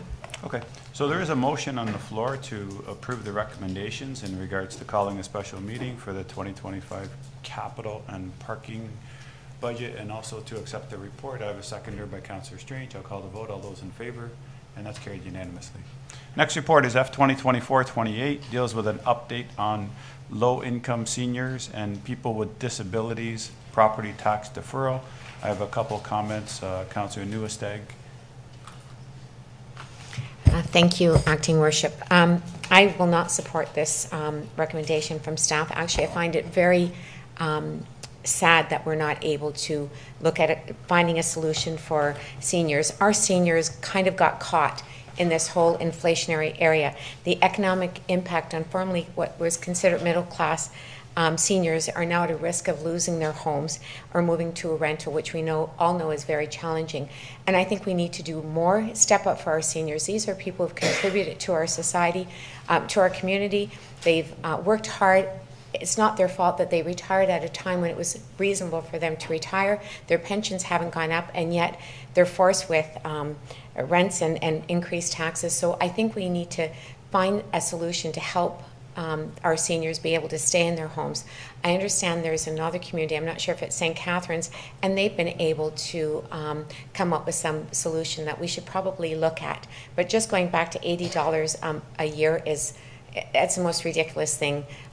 It's actually insulting to them. At $80, what does that mean today? You can't even fill up a tank of gas in a car, and yet this is what we're looking at giving to them. I'm sure our staffing cost to administer an $80 rebate is probably equal to $80, if not more.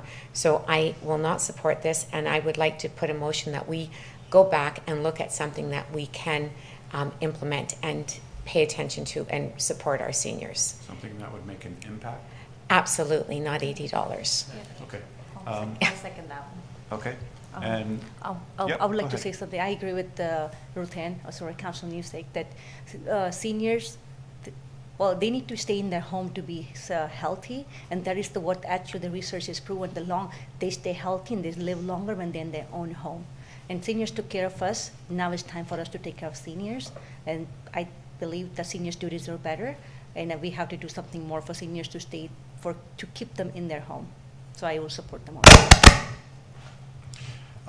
Part of the report as well dealt with the regional portion of the seniors grant, and I mean, I guess over to staff, is Regional Council not looking at applying that rebate unless it's a certain amount of tax increase?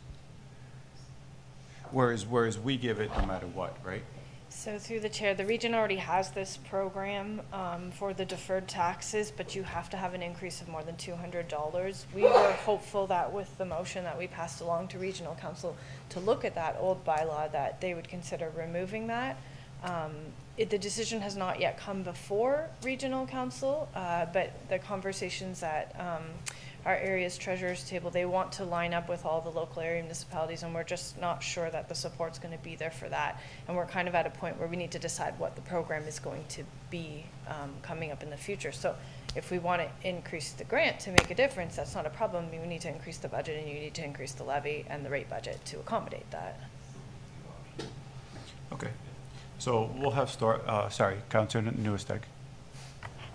But we haven't gone to the other municipalities to see if they would even support this. So maybe you have gone, you have talked to all the municipalities and they're not in favor. Sorry, through the chair. Yeah, it's been discussed at the treasurer level. It's a regional decision, but you know, if the region does not believe that the other staff will recommend it, then they're hesitant to move it forward.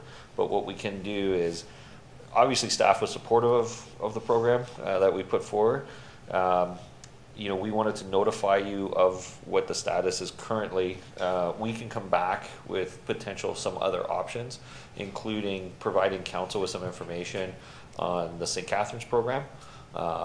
And then we would have to provide that information in camera to council at a later date. So we can come back with a report. One would be an open session and one would be in camera, because you'd have to obtain some legal advice in camera on one of the recommendations going forward.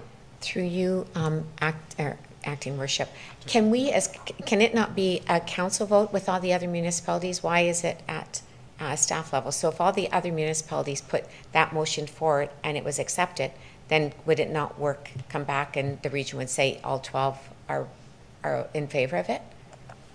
Potentially, yes. So that would likely take a long time to get through. We'll list that as an option of trying to get all the local municipalities lined up to change the program and to lower that $200 threshold. So we'll line that up as a potential option. We had thought that the treasurers might be on board, because we viewed it as a somewhat, over the longer term, a cost neutral approach. But there was no significant appetite from the treasurers on that. So we'll come back with a political strategy. I'll put that, or some other options that we may not have to rely on anyone else to do it, and we'll just do it ourselves. Through you, acting worship, is it favorable for us to approach the other?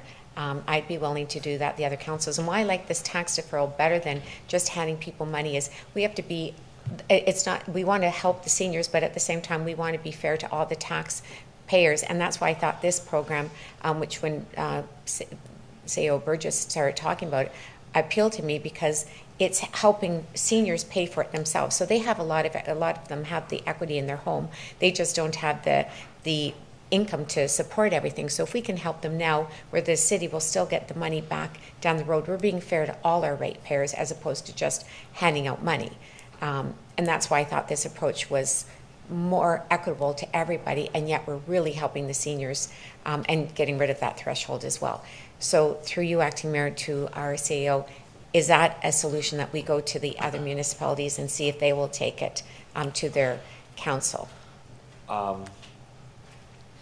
That is one option. There's another option that a Niagara Falls regional representative could force a vote at the regional council, because it's really regional council controls the bylaw legally, is how we interpret it. So in theory, even if you got every other city on board, the region can still say no. The governing authority is the region. So we'll come back with some options for council to consider, both pursuing the current path or pursuing some alternative paths for council to make a decision going forward. So I think we could probably bring that back for the September council meeting. Like I said, we would want to provide council with the legal advice that we received, and we give that to you in camera. Thank you. Thank you. Okay. So did you want to just simply defer this until the September meeting and let staff come back? Yes, with I'd a like to different make a report? motion to defer it. Thank you. So I have a motion by Councillor Nieuwesteeg, seconded by Councillor Patel. Councillor Baldinelli, did you have a comment? No? Okay, I'll call the vote. All those in favor? And that's carried unanimously. 8.3 we already dealt with, so, oh, sorry. Ms. Clark. Sorry, if I could just clarify, we are gonna move forward though with the current program for this year, right? Because applications start August 1st. Right, we should move forward with our portion, is that what you're saying? Yeah, it's Yeah. already in the budget. Yeah, we should move forward with our portion. And I know it's only $80, but still, it's $80. So perhaps I can have a motion to that effect?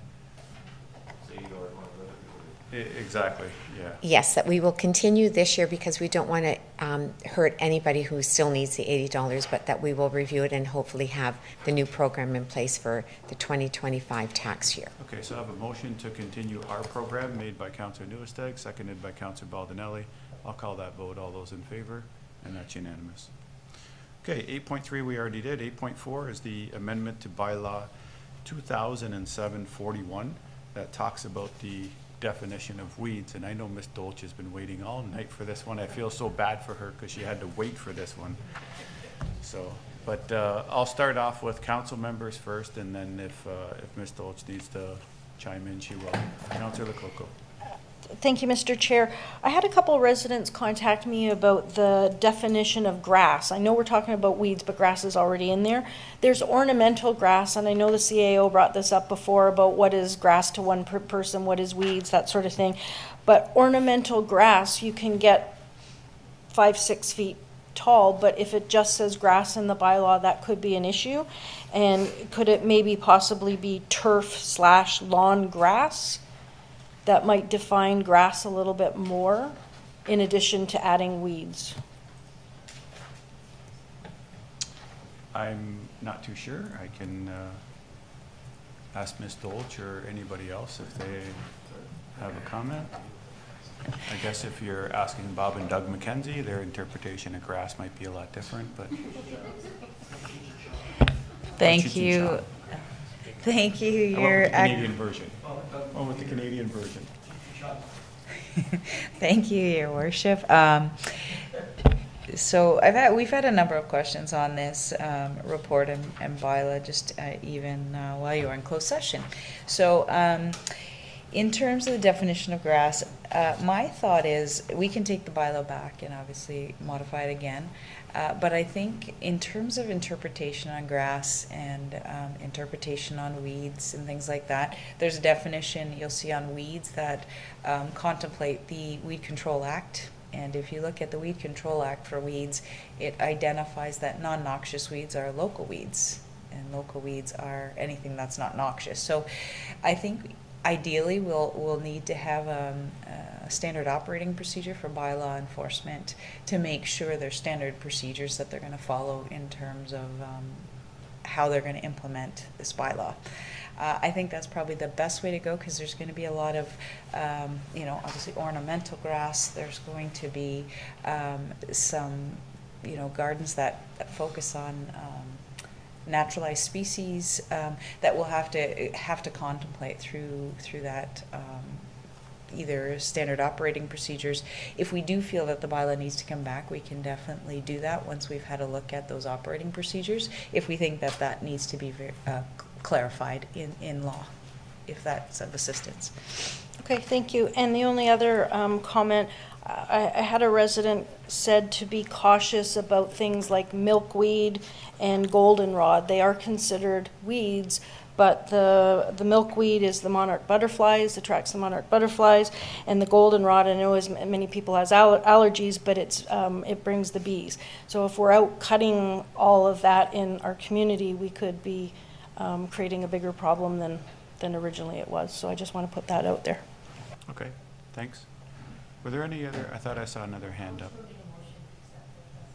You're going to make a motion to accept the staff report? Okay, I have a motion to accept the staff report by Councillor Patel. Is there a seconder? Seconded by Councillor Baldinelli. I'll call the vote then. All those in favor? And that's carried. Thank you. 8.5, MW 2024-29. This deals with the lease agreement with the Stamford Centre Volunteer Firemen's Association, just kind of defining maintenance and capital improvements. Councillor Loc. I just had a question. I get a lot of complaints regarding motorbikes going through Fireman's Park. I'm sure others do. And is it bylaw? Is it police? Is it the Stamford Centre Volunteer Fire because they lease it?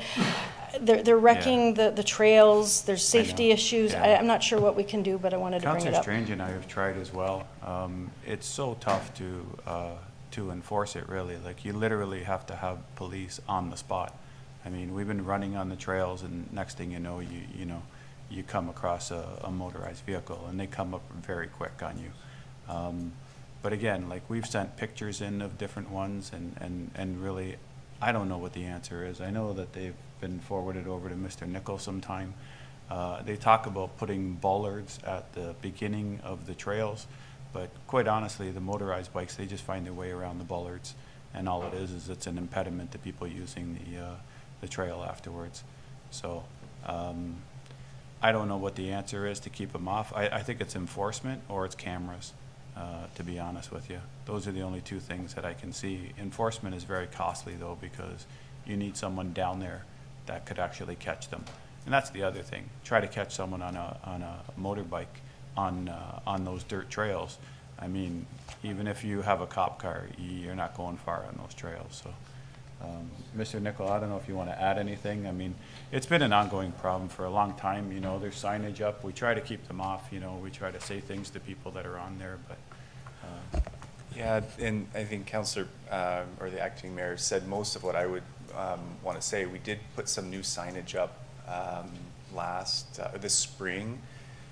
The signage is there hopefully so that we have a better opportunity to enforce. But a moving violation, so any moving vehicle is a police enforced infraction. So the police need to be there, and I know they have better places to be than waiting out at the park. So what we're hoping to do is to continue with a great partnership with the association. We can't have cameras where there's no electricity. That means that. So we want to look at some areas where we can try to put some cameras up down the lower area of the park, in other areas, but the entrances where the motorbikers come, there's no electricity there. Maybe we'll find some other ways off of Mewburn Road perhaps, but we're working together on those things regularly and working with the NRP. I also think that making a few examples of those offenders will also help to spread the message to the community that it's just not a good place to go because you're going to get ticketed, and that can spread amongst that same community. Okay, so, yeah, go Actually, ahead. to that, we have the same issue in some of the public parks too. The one in the neighborhood parks, people are driving that's gas-powered motorcycles, small ones, ATVs. Right. And at the Fireman's Park, I had a few calls and I called to a bylaw, and that's what they are saying. By the time we get there, those people are gone. They're gone. And in our neighborhood, I know a couple of the neighbors, they did record the addresses and they were passed on to bylaws. So I did think that they did talk to a couple of the people, and it has stopped in around the park. So I think if anybody calls you, maybe if you can ask them if there's a license plate number, if they can record that, that's helpful to bylaws and NRP too.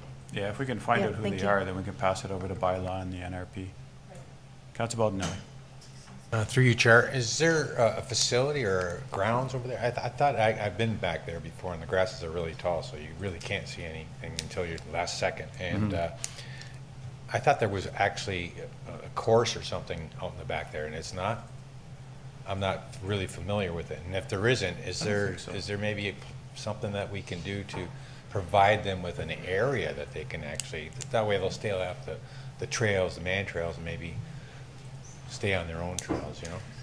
There has been talk about it in the past to create like a motorbike park over on Mewburn Avenue. I don't know where staff are with that right now. You know, again, yeah, I'm really not sure whether it's in the long-range plans or not. Well, maybe we can have someone, you know, take a look at the possibility, I don't know, aerial photos or something like that. You know, sometimes they're just looking, I know they go through Black Forest and down the hydro fields and everything like that, but they're just looking for some challenges, and they'd like to climb around. And maybe if they had some facility that they can, you know, get together and have a little bit of fun, just like Councillor Patel was saying, you know, skateboard parks and everything else. Like we have cricket fields, soccer fields, baseball fields. They need a place or a venue to have enjoyment as well. So just something that we could think about, maybe take a look at. Yep. Thank you. Sounds good. If there aren't any other comments, then looking for a motion. Councillor Strange, motion to approve the staff report, seconded by Councillor Nieuwesteeg. I'll call that vote. All those in favor, and that motion's carried. The consent agenda. I think there's only 2 items on there. Are we pulling any? Councillor Loc? Thank you, Mr. Chair. I'd like to pull 9.1, the annual update on the low-income seniors and disability. Okay, go ahead. I brought this up numerous times, and I don't think I've been given a good response, a good answer about this. This is only for ODSP clients, Ontario disability. What about people who are on the federal disability? I have them call me all the time and say that this program doesn't help them because they're on federal disability, not on Ontario disability. Can't we include that in here? And I'm sorry if we've talked about it and I don't remember, but in my brain it's not settled, sorry. Okay. See if we can get a I'll start, maybe the treasurer can.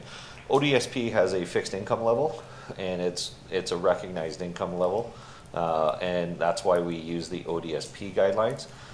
There's many people who would be could receive the federal amount on disability, but be above the ODSP guideline. So because this is a income test and we want low income individuals, that's why we use the ODSP guideline for income.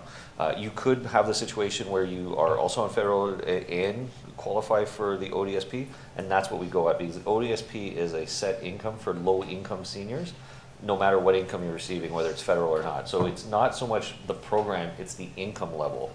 And we use ODSP as the ODSP and OAS-GIS, right? Old Age Security Guaranteed Income Supplement levels. Those are the income levels we use to establish what is the definition of low income. So that's where it comes from. Thank you for that. So if someone was on the federal disability and they were within the income, the same of ODSP, can we put something in there that they can still apply? They would qualify because they would show their ODSP income level and that the fact that they're receiving that benefit, and that's what would qualify them for it. But in many cases, you may be receiving the federal disability and be at a higher income level. So this is not about someone on disability, that's why you're getting the credit. This is about an income level. So it has nothing to do with disability, it has to do what income level you're at. I could be on a disability pension and make $100,000. I'm not a low-income individual. Right. So, Okay. So it's really about income. It has nothing to do with whether you're on disability or not. Okay, that makes sense. I'm going to have to go back to that resident that contacted me because she was very specific that she was at the same income level as ODSP and she was rejected. So I'll go back to her, but thank you for that explanation. Did you want to move the motion? Yes, I do. Okay, is that for both of them or just for 9.1? There's only 2 of them on there. There's a parking control review for both of them. Okay. So I have a motion to approve the consent agenda by Councillor Loc, seconded by Councillor Patel. I'll call that vote. All those in favor? Thank you. Communications of the city clerk. I believe that there's 8 items here. Is there any that anyone would like to pull? Councillor Nieuwesteeg.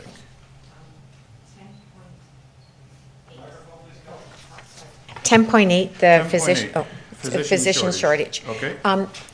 This daily we hear how many people are without a doctor. It's a common conversation that everybody has. We don't have a doctor. We have a shortage. I know in in our operating budget we had put money in to help with recruitment, physician recruitment. Do we have an update on where we are? This is kind of just brought it to attention. I saw Welland just hired. I just got 5.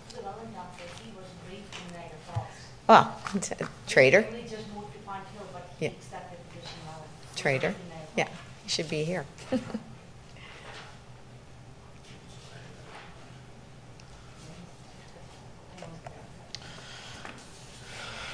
2023, I should say, we recruited 6 doctors. Total physician recruitment funding was $310,000. Year to date in 2024, we've recruited 2 doctors.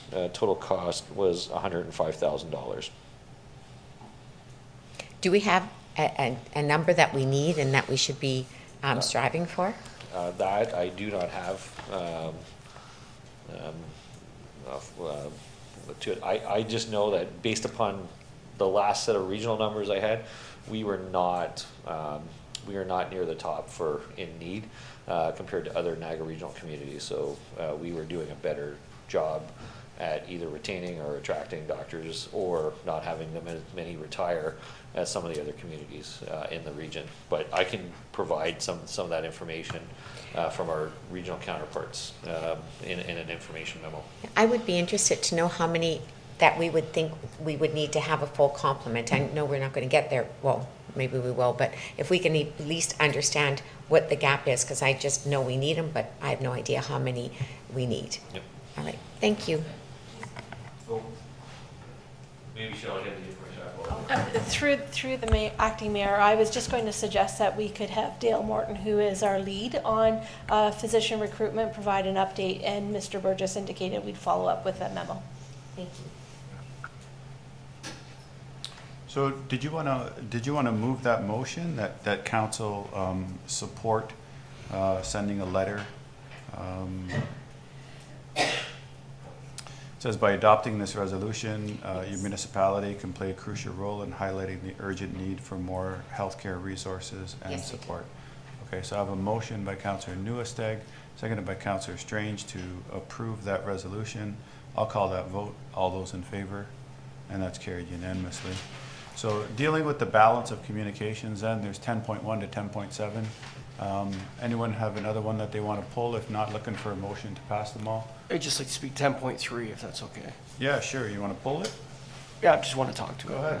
Sure. Yeah, thank you, Mr. Acting Mayor. I just want to just thank Patty Bauer and John and Eric Bauer for bringing this Childhood Cancer Awareness Month and flag raising. They've been doing it for a number of years, and they're trying to get flag raising for Childhood Cancer Month in September all over the region, and I think they're close to getting all 12 municipalities, so it's great. And it's actually Patty's birthday today, so wish her a happy birthday. And I know they miss their daughter Miranda very much, and it's unbelievable the passion and way they carry on Miranda's legacy through Miranda's Miracles and help raise money for sick kids.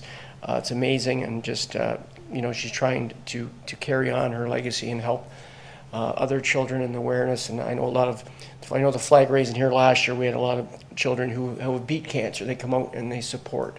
It's such a nice, great thing that we do, and it's nice that we remember children like Miranda and Julianne and Alex and so many of those kids out there that we will never forget, and we want to keep their legacy going and keeping the flag raises going. So I want to thank the whole Bauer family. Did you want to move the flag raising? I'll move that, yes. Proclamation request? Okay, I have a motion by Councillor Strange, seconded by Councillor Baldinelli, to proclaim the month of September as Childhood Cancer Month, and also to raise the flag for that. I'll call that vote. All those in favor? And that's carried unanimously. Can I get a motion to approve the balance? A motion by Councillor Baldinelli, seconded by Councillor... You got another one to pull? So you're seconding his motion? Okay. A motion to approve the balance made by Councillor Baldinelli, seconded by Councillor Nieuwesteeg. I'll call that vote. All those in favor? Thank you. So that was a flag raising request from the United Way for the 2024 campaign. It was also a proclamation request from Giving Tuesday, proclaiming Tuesday, December 3rd as Giving Tuesday in the city of Niagara Falls. It was a proclamation request from Child Care Worker and Early Childhood Educator Appreciation Day, declaring Thursday, October 24th, what a great day, as Child Care Worker and Early Childhood Educator Appreciation Day. It was a proclamation request for Rail Safety Week, requesting that the week of September 23rd to the 29th be proclaimed as Rail Safety. It was a food truck request made by the Niagara Falls Soccer Club for their annual AC Douglas tournament, and also a special occasion permit for Always June Organic Farm. Moving on to communications then, we have items 11.1 to 11.8, and Councillor Nieuwesteeg, you said you wanted to pull one? 11.6, okay, go ahead. So I would like to use this AMO letter on advocacy for homelessness encampments as a springboard to discuss another major issue under the umbrella of homelessness, which is costing our society greatly. when we talk about homelessness, I think everybody gets this feeling of absolute despair. It's a daunting task. We have no solutions, and we just continue on. But we are at a critical point right now, and I think we need to start paying attention and addressing this issue. And I think part of the problem to this whole homelessness issue is that the definition of homelessness conjures up an image that somebody is down on their luck, but there is much more to it than just that. And I think it goes into three different areas, one being definitely people down on their luck, the unhomed population. Secondly is the addiction, the opioid crisis that we're facing right now. And the last one is mental illness. I won't say mental health because it really is mental illness. And it's these last two that I really want to talk about because I think they're completely out of balance in our society. On the one hand, we have these people who are suffering with mental illness and drug addiction roaming our streets. We leave them to fend for themselves when they do not have the ability to help themselves. And we would never, and yet it's become very normalized. We drive down the street. The other day I saw a gentleman on the grass near the Fallsview district without any pants on. It's just so sad to see people in this type of state. And we're driving by. And when I was driving by, I thought, my goodness, if somebody was having a stroke or a heart attack, would we just keep driving by? No, we'd be stopping and helping them because we have billions of dollars helping people with physical elements. But with this, we just walk by, we look at them, or drive by, walk by, and we see them. They look like zombies or comatose, and we just have done nothing for them, and it's so wrong. So that's one part of this part that is very disturbing, but there's another part, and this is a part that we need to start really paying attention to, and that is the cost to our society. And we are spending so much money on this area. The other day I was speaking with our superintendent of cemetery, who, by the way, happens to be in charge of picking up, his crew has to pick up human feces out of a cemetery. I never thought that would be something of a job description. And he was telling me that they have to buy $50, pay for a pair of gloves, one single use, $50, because it cannot be used again. We're talking, earlier we talked about $80 for a whole year for seniors to have some relief, and yet we're disposing of $50 gloves, and I have no idea how many gloves we go through in a day because of these issues. The cost is continuously increasing. Last year, and the cost is the toll it has on our society to our residents, our municipal workers, our policing, our healthcare. And going back to the municipal workers, we spent over $300,000 cleaning up encampments last year. That's almost 0.5%, and it's just going to escalate this year. That's the city. That's the city, yes. The city last year. So people need to understand, as we're going into budget deliberations in a few more months, we're going to be faced with increasing costs that we cannot control because of these issues, and it is getting bigger and bigger and bigger. We'll talk about the residents, and I'm part of that because of where my business is. I live with this all day long, and the cost is astronomical. Also speaking about the Summer Street residents, what is costing these people who didn't ask for this? They have compassion for these people, but they're getting caught in it. They've got the increased cost for them to have security in their homes. We can't take kids to parks anymore for fear of picking up a needle. These are serious issues. So we now, as residents, cannot enjoy the freedoms that we once had because we have these fears. Businesses are locking their doors because people with these mental illness or drug addictions are scared, posing a threat to them. And that we should not be living like that. Policing, I speak with the police. They park in my parking lot all the time, and we have regular conversations about they can't do anything because the courts have ruled in different ways. So really the root of this is that for decades, the provincial and the federal government have not done the right things in their policy directions and have left it to the courts. Issues end up in front of the courts. Courts rule haphazardly or single base. We're not having a full thing. And then they end up with these rights that we can't do anything about. And I'm suggesting that we are in a very crisis situation, and this is not a long-term solution for municipalities to normalize these people's suffering. We need to help them. So I'm going to ask if we can come up with a cost of what it is costing society, because we need to have those kinds of numbers to go back to the federal and provincial government and say, we're spending X amount of money, why can't we take this and start putting it into proper solutions to help these people get better. Leaving them on the street to fend for themselves, I think is wrong, is very morally is so wrong on us that we're not doing it. So I would like to have from council a motion and a strategy that we can do, but the first thing I'd like to do is add up the cost to what it's costing taxpayers for this. And I think when people start to realize the absolute cost that it is, they will say, my goodness, we need to start putting dollars where they need to be put, and that is in helping these people get better. Leaving them on the street is not the solution. Yeah, sure. You want to add on to that? Mr. Chair, I agree with what Ruth Hen said. And to add to this, I think we need to ask the right questions. Why is this happening? Why are people on the street? Why people cannot afford to eat? Why can't they afford to rent a house? Why can't they afford to buy a house? And those answers, we don't have those answers. The answers have to come from the top. We, at a municipal level, all we do is react to the policies that are made by provincial and federal government. We just react to them. We don't have any control over it. And we, even if we make any progress in what Council Nieuwesteeg is suggesting, other levels of government, if we don't have support from them, that will be lost, no matter what progress we made. So it has to be multi-level governments working together. That's the only way we're going to come to the solution. And it's a deep-rooted solution. We have to get to the roots, what is causing this. Then the solution, just giving the overnight shelters, providing them the safe street supply, those are the band-aid solutions. That's not doing anything. That's actually doing more damage than good. Because if we don't get to the bottom of this, in 6 years, 2 years from now, we'll be sitting here asking the exact same question, and the situation will be much worse than now. So I do support what Ruth is saying. Thank you. Okay, thanks. Yep, Councillor Nieuwesteeg. I just lost my train of thought.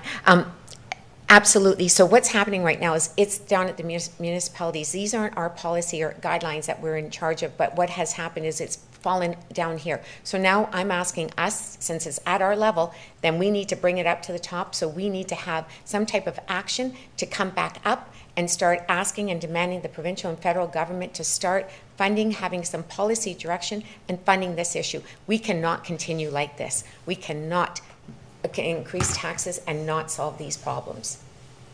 You're going to let Mr. Burgess see if we can tackle this one? Sure. I think the direction from the councillor, I don't disagree. I've been quoted many times saying that my staff plays whack-a-mole in the city, moving, not solving it, but just moving people around. We will undertake as best we can some cost estimates from what we control. And we'll present that to council so that council would have then some good facts then to then move forward with whatever motion or strategy that council would have. I would suggest that might be a September timeframe for us to come back with that to do. It will, like I'll put a caveat right now. It's very hard to say these are all the costs. We'll highlight the costs and be specific where we can be and note any estimate issues that we may have going forward. There's our cost, and then there's also the regional cost, because this is a regional issue. We can try to obtain some information from the region. And policing? Yeah, and then on top of it, then there's also the cost of the residents, which we have no way of knowing, because when we were at the Summer Street meeting, they're putting up fences, they're doing security cameras, they're doing all that stuff, which is an additional cost that we can't estimate, but I know that's happening also. Do we know when Summer Street's coming back? I'll have to get back to you. I know the region. It'd be good if they came back at the same time. That's all I was going to say. Yeah. Okay. Yeah. The region did send comments around, and I'll follow up on that. Okay. No problem. Councillor Strange. Yeah, and to that point, maybe we can, because we know a lot of the firefighters are involved as well in saving lives and a lot of time and a lot of money, and maybe even the chief can speak to it and how they see it every day, along with our bylaw, saving people's lives. I know there was a couple guys that, trying to take their own lives and jump in the canal, and the one guy did it 3 times and almost cost the firefighter his life. So there's expenses in life and expensive in money. So I don't know if the chief can add to anything with that as well. Chief? I wish I had a more, through you, Mr. Chair, I wish I had more accurate numbers in terms of how many times, but I can tell you on average, with regards to overdoses, at a bare minimum, at least one, if not two per day. So if that can, just from a fire department response in terms of overdoses. So we're 170, 169 days already into the year, and that'll give you a rough guesstimate on how many calls we've already attended to date. Okay, thanks. So staff will take that as direction, and then hopefully when the Summer Street issue comes back, they can come back with that report so that we can have some good information as well. Is there anything else that someone would like to pull? Yes, Councillor Loc. Thank you, Mr. Chair. 11.1, Town of Fort Erie MTO median barriers. Yeah, I was going to ask about that one too. Okay, the very last paragraph says this resolution to be sent to the City of Niagara Falls for their endorsement and support, and it's just under receive and file. I didn't understand it. I thought to myself, it's so different than a resolution that's being sent to populations of over 40,000, you know, where everyone and their brother kind of gets it. And I can understand us receiving and filing all of those ones, but why wouldn't we want barriers on the Queen Elizabeth Way? I don't understand. So I'll suggest if I can pull that and support it, put a motion to support it rather than receive and file. Sure, I'll take a motion to support it by Councillor Loc, seconded by Councillor Patel. Mr. Nichol, I don't know, do you want to weigh in? I mean, it's up to you. Yeah, and through the chair, just want to explain the rationale for information or for support. You know, we feel that it's up to the MTO's highway engineers to direct how the barriers should and could be placed on that section of highway. Sometimes a barrier becomes a hazard if it's in the clear zone. So it's neither here nor there to us. We definitely think road safety is a top priority. So we could definitely work with MTO on that, and if council feels like it's something they want to move forward with, we're certainly happy with that. But that explains why it wasn't something we were ready to engage MTO on, because we don't see it as a deficiency. It's not our jurisdiction. That's fair. Okay, there is a motion on the floor to support 11.1, which is the Town of Fort Erie's request in Niagara Falls for barriers from Lions Creek Road to Thompson Road. So I'll call that vote. All those in favor? And that's carried unanimously. Was there any other one that anyone wanted to pull?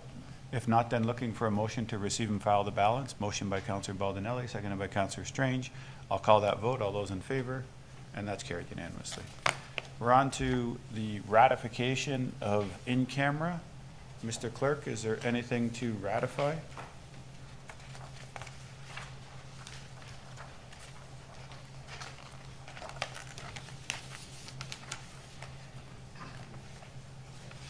Yeah, thank you. Through the chair, council met earlier this afternoon in an in-camera session, and for ratification purposes, firstly, that council approved the City of Niagara Falls new service delivery model entitled At Your Service Niagara Falls. Secondly, that council approve a single source procurement in accordance with bylaw 2021-04 and authorize the General Manager of Corporate Services to execute the necessary documents with Munipass for the provision of implementation services of the Customer Relationship Management, or CRM solution. Thirdly, that council approve the hiring of one additional non-union supervisor of customer service with a 2024 impact of approximately $58,000 funded from the existing new CRM solution Phase 2 capital budget. Fourthly, that council approve the hiring of 3 union service specialists with a 2024 impact of approximately $86,000 funded from the existing new CRM solution Phase 2 capital budget.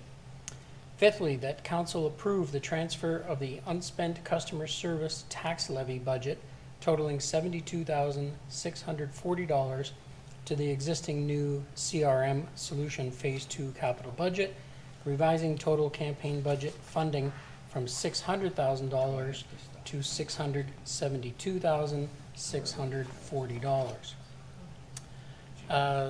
Sixthly, that council refer the 2025 tax levy supported operating budget impact of approximately $421,800 and the 2025 rate supported budget impact of approximately $78,500 to their respective 2025 budget processes.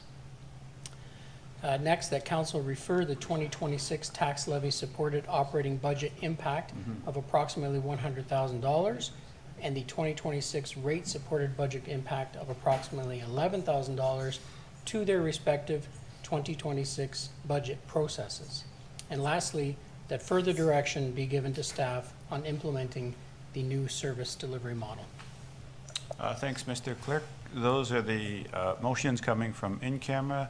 I need a motion to ratify, made by Councillor Baldinelli, seconded by Councillor Nieuwesteeg. All those in favor, and that's carried unanimously.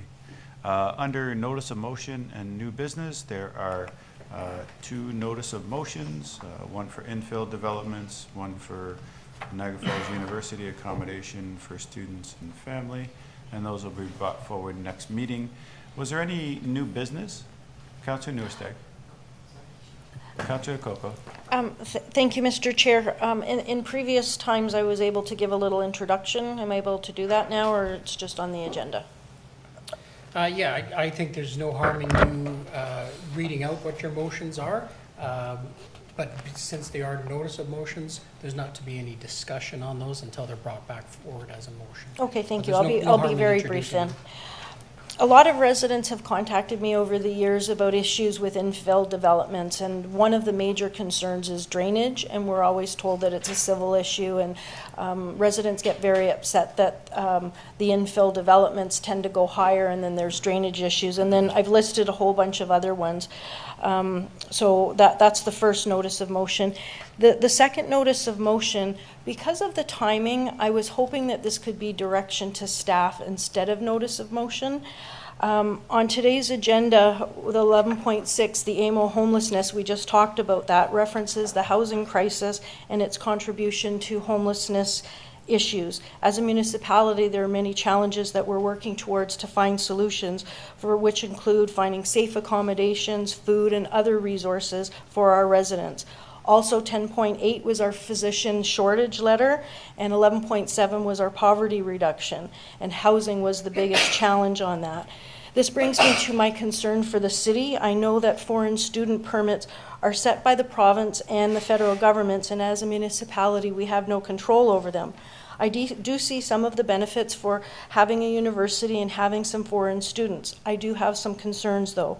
A couple of weeks ago, it was stated that there would be 2,000 students enrolled in the University of Niagara Falls for the September semester. That is 1.5 months away. Where are the 2,000 students going to find accommodations? Recently, I learned that foreign students taking a master's program can also bring their family, spouse, and dependents. So that is not 2,000 accommodations that are needed. That is 2,000 plus a number of families. I've been watching a few Facebook groups with the University of Niagara Falls students looking for accommodations. In the past couple of weeks, there were 11 posts. You would think that that would be for 11 students looking for accommodations. In the post, they expanded that they were looking for accommodations for a family of 2, family of 3, family of 4, family of 5. Those 11 posts were really 36 people looking for accommodations. I'm sure that there are many other avenues for people looking for accommodations, but this is a good insight to what is needed. My concern is that we're in a housing crisis, an affordable housing crisis, and there are 2,000 plus accommodations needed for the University of Niagara Falls for September. My concern is also that 2,000 people plus will be using our city resources, such as health care, when the region is short of doctors and nurses, elementary school class sizes to accommodate the children of the students, food banks, soup kitchens, and breakfast programs, garbage collection with higher number of people living in residential accommodations, the infrastructure, sewage, flushing toilets to accommodate this number of people. What is the University of Niagara Falls doing to accommodate 2,000 plus people? I know that the university has 3 links on their website to help find accommodations, but I don't think that that's enough. The university should be finding accommodations now. In January, the federal government said that the universities are to guarantee housing for incoming international students.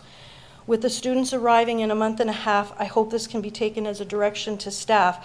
but if not, then it's a notice of motion and we'll deal with it in August. And I listed that the City of Niagara Falls contact the University of Niagara Falls, Project Share, the Soup Kitchen, Salvation Army, Third Space Cafe, regarding food resources that may be able to require to assist foreign students and their families. And I did speak with Project Share, the Soup Kitchen, and Third Space, so this isn't just out of the blue. Both school boards of Niagara Falls, the ministry regarding health requirements, and Minister Dunlop and Minister Marc Miller regarding the accommodations for the foreign students. So I'll put it to council to see what they would like to do. Well, I think Mr. Burgess will reply, and he'll probably tell you that he'll take it as a notice to staff. Direction to staff? Wonderful. Thank you so much. At least we can get some of the contacts out there to have discussions, and that was really what I was looking for. Yep. Because I do have some major concerns with 2,000 plus people coming here in a month and a half. Thank you very much. Okay. Was there any new business? Councillor Nieuwesteeg. I guess it's under new business. On my way to council this afternoon, I received a call from the newspaper asking me my comment on the fatality, the drowning at Chippewa Creek. I had no idea about it. I know that I raised a motion last summer after the last drowning that we look at something to create more safety. And through you, Acting Worship, if I can call upon our fire chief to give us some update as to what we're doing, because we can't have this. This is so tragic, so unacceptable. Thank you. Thank you. Through you, Mr. Chair. It was a tragic event that happened on Sunday, and what I can tell you that a lot has been that has happened since early May, right after the solar eclipse. We struck a committee with representation from the Niagara Regional Police, Niagara Parks Police, Niagara Emergency Medical Services, the fire department. We also had representation from OPG, and also our general manager of municipal works also attended in terms of creating more awareness as a result of our discussion here in council. What was decided was we were going to start and create a series of public service announcements that specifically targeted the Welland River and some of the concerns that we have surrounding the water. In utilizing the Niagara Regional Police's media team, we created videos, a series of videos, and they were projected to be launched next week in July because it's Water Safety Week. The first video was going to have all four chiefs, the two police chiefs, the chief of Niagara EMS, including myself, with water safety, general water safety, and specific concerns with the Welland River relating to the currents, the steep slopes, and a lot of the challenges in the Welland River. And we were able to film those videos on site. Some were within the water itself on the marine units, and the first one in particular was on the dock at Tim Hortons. And this was done, and they were completed in June, earlier than what was anticipated, and they were launched last week on July the 5th, where all four chiefs spoke. I specifically spoke about the actual personality of the Welland River in terms of its hazards. We also revisited all the last, going back 10 years in terms of where the general location of where they occurred. And we also looked at, were they locals or were they tourists? And that information was provided to us by the Niagara Regional Police. We looked at signage. We have signed both sides of the Welland River, from the bridge all the way down to the municipal docks. There's signs on both sides, including the bridge itself. OPG was involved in terms of trying to maintain standard wording in terms of the waters and on their signage, because they have water other than just the Welland River, so they assisted in terms of generalizing our signs, made sure they were legible, they were easy, including pictures, so for people that did not or could not read English. A lot of effort has gone in since June, and we actually we're supposed to have a follow-up meeting. There are 2 training sessions that are going to be happening, one during the week of Water Safety Week, which is next week, and another one in August, specifically in the Welland River, with all the joint services. And so that we can share equipment, we can share knowledge, and we can understand the Welland River from all the different first responders in terms of who would be responding to that general area. And we were also going to include our St. John's Water Patrol in those training evolutions, and those discussions are already taking place in terms of the training syllabus and what's going to be happening in the near future. So it is such a tragic event that happened on Sunday, and for all of us, we were sharing text messages amongst the various emergency services on Sunday while the rescue efforts were happening, and as I said, so much work has gone into getting us to where we are today, and there's a lot more to come in the near future. Through you, Acting Worship, thank you very much for all the work and through all the departments. Can we be even a little bit more pragmatic and say anybody swimming there, we'd hate to say that they can't go swimming because that's such a big area for them, and it seems to be mostly people out of town, but can we enforce life jackets or have somebody as a lifeguard in that area? Just something that we can never have another tragedy like this. So in addition to all the good work you've done, can we look at something like this? I don't swim there. I see the kids, I drive there every day. I see the kids jumping, and I'm thinking, oh, good God, if that's, like, please get down. And I know you can't tell them because they're going to yell and swear at you, so, because they want to swim and they want to have a good time, because I have tried it, so I've told them not to do that. And they don't want to hear that. So they're going to continue, but can we somehow or another encourage them to wear life jackets or maybe no floating devices in the river? Because there are boats going up and down that part as well. Through you, Mr. Chair, we actually really did discuss in terms of who actually has the authority having jurisdiction of the Welland River. And it's from an enforcement perspective, it isn't really that simple.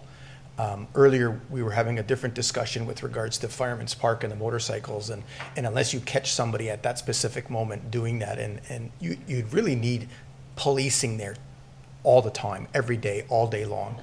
That is a huge challenge. It is something that we had discussed with Niagara Regional Police about additional monitoring. There's a lot of waterways in the Niagara region, and the Niagara Regional Police, I don't want to speak on their behalf, but in terms of resources, do they have enough resources to cover the entire Niagara region? I think it would be safe to say it. I don't believe so in terms of that.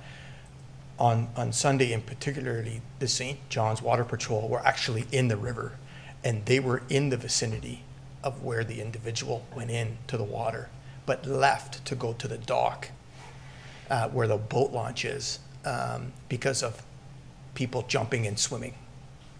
And it wasn't until a boater that had passed them by that said that you're needed back at the Tim Hortons dock. And then that's when it occurred. So, in terms of additional resources, what we can do, and we were having some discussions while you were in closed session in terms of what else can we do in terms of trying to protect the Welland River and get people away. But it's not just locals. There are different people that are there every day. And we'll continue to meet and brainstorm and see what other ideas that we can do.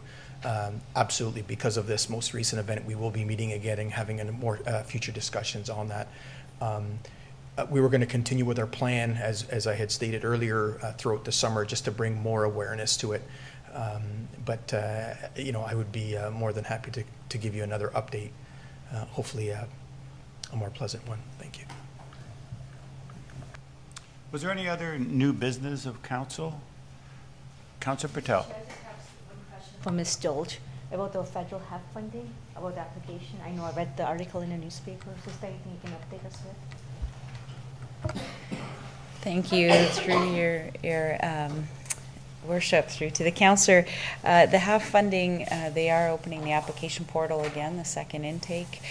We will be providing an update to council in August on that, so stay tuned and we'll give you more information. Okay, if there isn't, new business. Councillor Strange. I forgot. Yeah, thank you, Mr. Acting Mayor. This comes from my running club. We run every Saturday from down to Whirlpool Road over the bridge, and we noticed the bridge has been closed for quite a while. And just, has there been any, I think there's a sinkhole or something, has there been any update at all from our manager when this might be fixed? Or really anxious to start running over that bridge again? I know, and we're missing the season. Right? Exactly, yeah. We'll be ready for winter. Yeah, and through the acting chair here, it's been fixed to the best of my knowledge. Until by this morning, it looked like it was open. Okay. You know, I will check on my way home to confirm, but it was a pretty significant sinkhole along the banks that we had to repair. Thanks. That's good news. Any other new business? Okay, if not, then we're moving on to motions. There was some notice of motions that were brought forward to council last time. So one of them we already dealt with, which was 14.2. We're on 14.1, which was the property standards bylaw. I know Councillor Patel brought this forward. Councillor Patel, I don't know if you wanted to introduce it, talk about it, and then probably move it, and I'll see if I can get a seconder. Sure. Mr. Chair, as almost the councillor here, and even you get the calls, and summertime, that's one of the major complaints we deal with is the property standard issues. And what is happening in the city is lots of people are taking care of the grass in front of their house, but not taking care of the boulevards. And there's the miscommunication, or there's not a clear definition in our bylaw that states that who's responsible of taking care of those boulevards. And vice versa, other way, some people are not taking care of the grass at all. And their neighbors are calling because they have rats issue in the backyard, they have rodents issue, and their grass is coming through the fence, and they can't cut it because that's neighbor's grass, and that is causing quite a few disputes between the neighbors. And even when our commercial properties, there are some properties take great care of their, some business owners take great care of their properties, some not so much. Majority of the people do take great care of the property, but you know, even if it's 9 out of the 10 people are taking great care, that 1% that overshadows those 9 people who are taking great care of the properties. So I just want to I just want to bring in the motion that staff be directed to amend the property standards bylaw to expand the scope of the bylaw to include grass, weed on the boulevards, islands, traffic triangles, roundabouts, vacant buildings, graffitis, and overflowing garbages at the public park. And furthermore, the council direct BIAs, and that I would like to put a little amendment in there because I was contacted by BIA, and that is what I intended when I introduced my motion, that direct BIAs and commercial plaza owners to do their first landscaping, including grass cutting and weed cleanup. And flower planting, if it's possible, before Victoria Day weekend, is if it's feasible by, financially feasible for them to do it before Victoria Day weekend, or weather permitted. Or the weather, okay. So one of the other. So that is my motion. Okay. Is there a seconder to that motion? Seconded by Councillor Strange. And is there any comments, Councillor Baldinelli? On that motion, did you say city-owned property? Yep. Can that be included in that motion? Because you're I see Ms. Pignarthi wants to weigh in on that. Please. Thank you. Through the chair, I see that the motion has already been seconded, but the property standards bylaw derives from the Building Code Act, which only pertains to private properties, technically speaking. So any regulation of public properties can be done under a separate bylaw. So it's still possible, but it wouldn't be an amendment to the property standards bylaw. It would be probably another solution that applies to public properties. So I would suggest that the motion be amended. You can either create another bylaw or you can give direction to staff. Yeah, I think that's what we that's what I think we spoke about. I think creating another bylaw might be a little onerous, so you might want to just give direction to staff on the public side of it. Okay. So noted. Councillor Coco. Thank you, Mr. Chair. I felt that some of the things that were listed in here were city responsibilities, and I know we just talked about that, but I don't think that we should be putting it into a bylaw. I think that's just a level of service of what our staff are taking care of, so I won't support that. I do like the idea about figuring out who is to cut the boulevards, because not everybody knows that they're supposed to cut that. Roundabouts, again, that's public. Vacant buildings, okay, I can understand that. Graffiti, there is something, I brought it up before, there is something on the website, how to report graffiti. So that's in there. And then overflowing garbage at parks and trails. In May, I brought up a motion regarding that staff come back with options for cleaning up garbage in the city, and that was one of the things that I said, was that people are going to our city garbage and putting in their garbage. So do we know when that report is coming back? I don't know. I mean, I think that's part of the sort of bi-weekly. I mean, you know, ever since that happened, people go to the neighborhood parks and stuff them with garbage. I don't know if there is a report coming back on that. It wasn't just the bi-weekly garbage. It was also about looking at the cleanup. How many times a year can other people do it? I know it's on the website. How successful is it? I wanted a lot of data to make some good decisions, and I don't know when that report was coming back. Not too sure. Yeah, through you, Mr. Chair. For some reason, I thought that report came back with a summary of the existing cleanup programs, the voluntary programs, but I think we're not being prepared for that this evening. We'll have to take that back and get back to you on where the status of that is. Okay, I just thought it was tied into Councillor Patel's motion about litter and overflowing garbage, that sort of thing. Mine's just the overflowing garbage, is not about the litter. No, but the overflowing garbage was part of my motion in our city parks. Well, for me, was the trails, but I got so many calls that that's what bylaw deals with. That's why I just added overflowing garbage. It's not the litter. Litter is not part of my motion. The overflowing garbage is the litter. It's the same thing, so that's why I was asking when that report was coming back. And my last question is, the last part of the motion is about directing BIA regarding the flowers. Is that part of what you just said, or are you breaking that apart?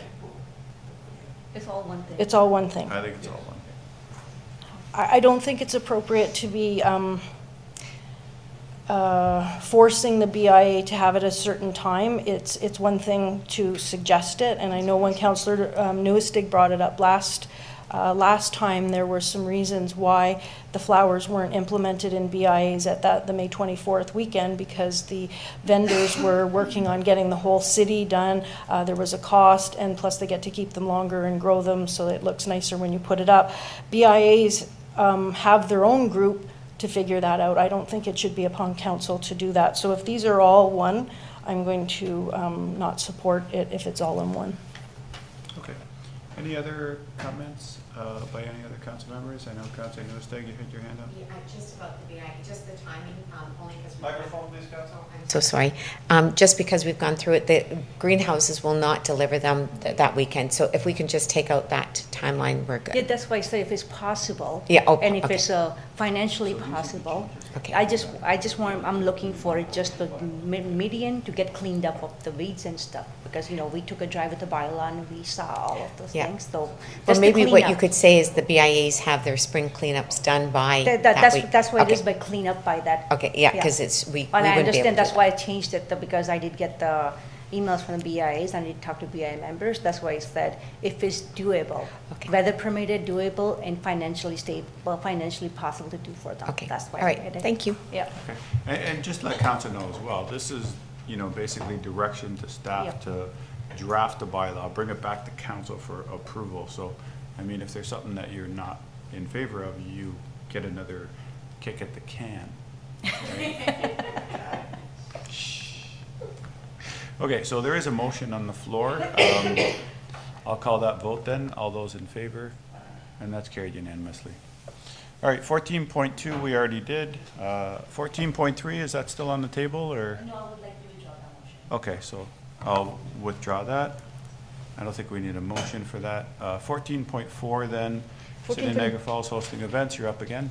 Yep, 14.4, Mr. Chair. We used to have Springlicious before, years ago, and that was a very successful event.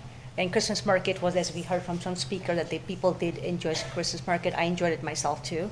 And Springlicious and Christmas market ties in with our music strategy when we are talking about creating cultures and bringing people to the city. So I believe that all ties in together. So I would like to see if staff can come back with the report with all the recommendations. So my motion is that staff be directed to come back with a report outlining options and plans for hosting events similar to, but not limited to, Springlicious and Christmas market, including financial implications and funding models, including but not limited to grants, possible partnership, and special reserves.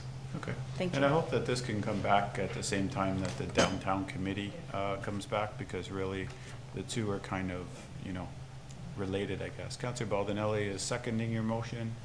If there aren't any other comments, I'll call that vote. All those in favor? Thank you very much. That's carried unanimously. So moving on to bylaws then, need a motion for the first, second, and third reading. Oh, Councillor Lococo, you had a bylaw you wanted to pull? Yes, I wanted to pull 2024-067, the Portage Road. I was opposed to that development, so I'm opposed to that. And I wanted to pull, it's gone now. That bylaw has been pulled by staff. Okay. Thank you. There you go, it's magic. Okay, so 6.9, amend the bylaw to maintenance of land, and, about the grass and the weeds. Okay, that's fine. And then 2024-71 about Mewburn. I sent an email to transportation to ask what exactly is this, because I don't understand why it's there. Like, what are we doing? But I never got a response. Perhaps Mr. Nicol, oh, sorry, Ms. Binyarthi. Yeah, thank you. Through the chair, so this is another housekeeping bylaw. The preamble makes it clear that reconstruction works were taking place in that area. And then because of the, and those works are taking place on a road allowance, which is a publicly traveled road, it is incumbent on the municipality to be diligent and declare publicly traveled roads as highways as opposed to private roads, which would be stopped up and closed. So this is part of our diligent housekeeping in demarcating what's public versus private. I hope that answers the question. Thank you. Thank you. Okay, if there aren't any other comments then, I need a motion for a first, second, and third reading, moved by Councillor Nieuwesteeg, seconded by Councillor Strange. I'll call that vote. All those in favor? And a motion for adjournment made by Councillor Thompson and Campbell. Made by Councillor Baldinelli and Patel. I'll call that vote. All those in favor. Thanks, everyone. Have a good night.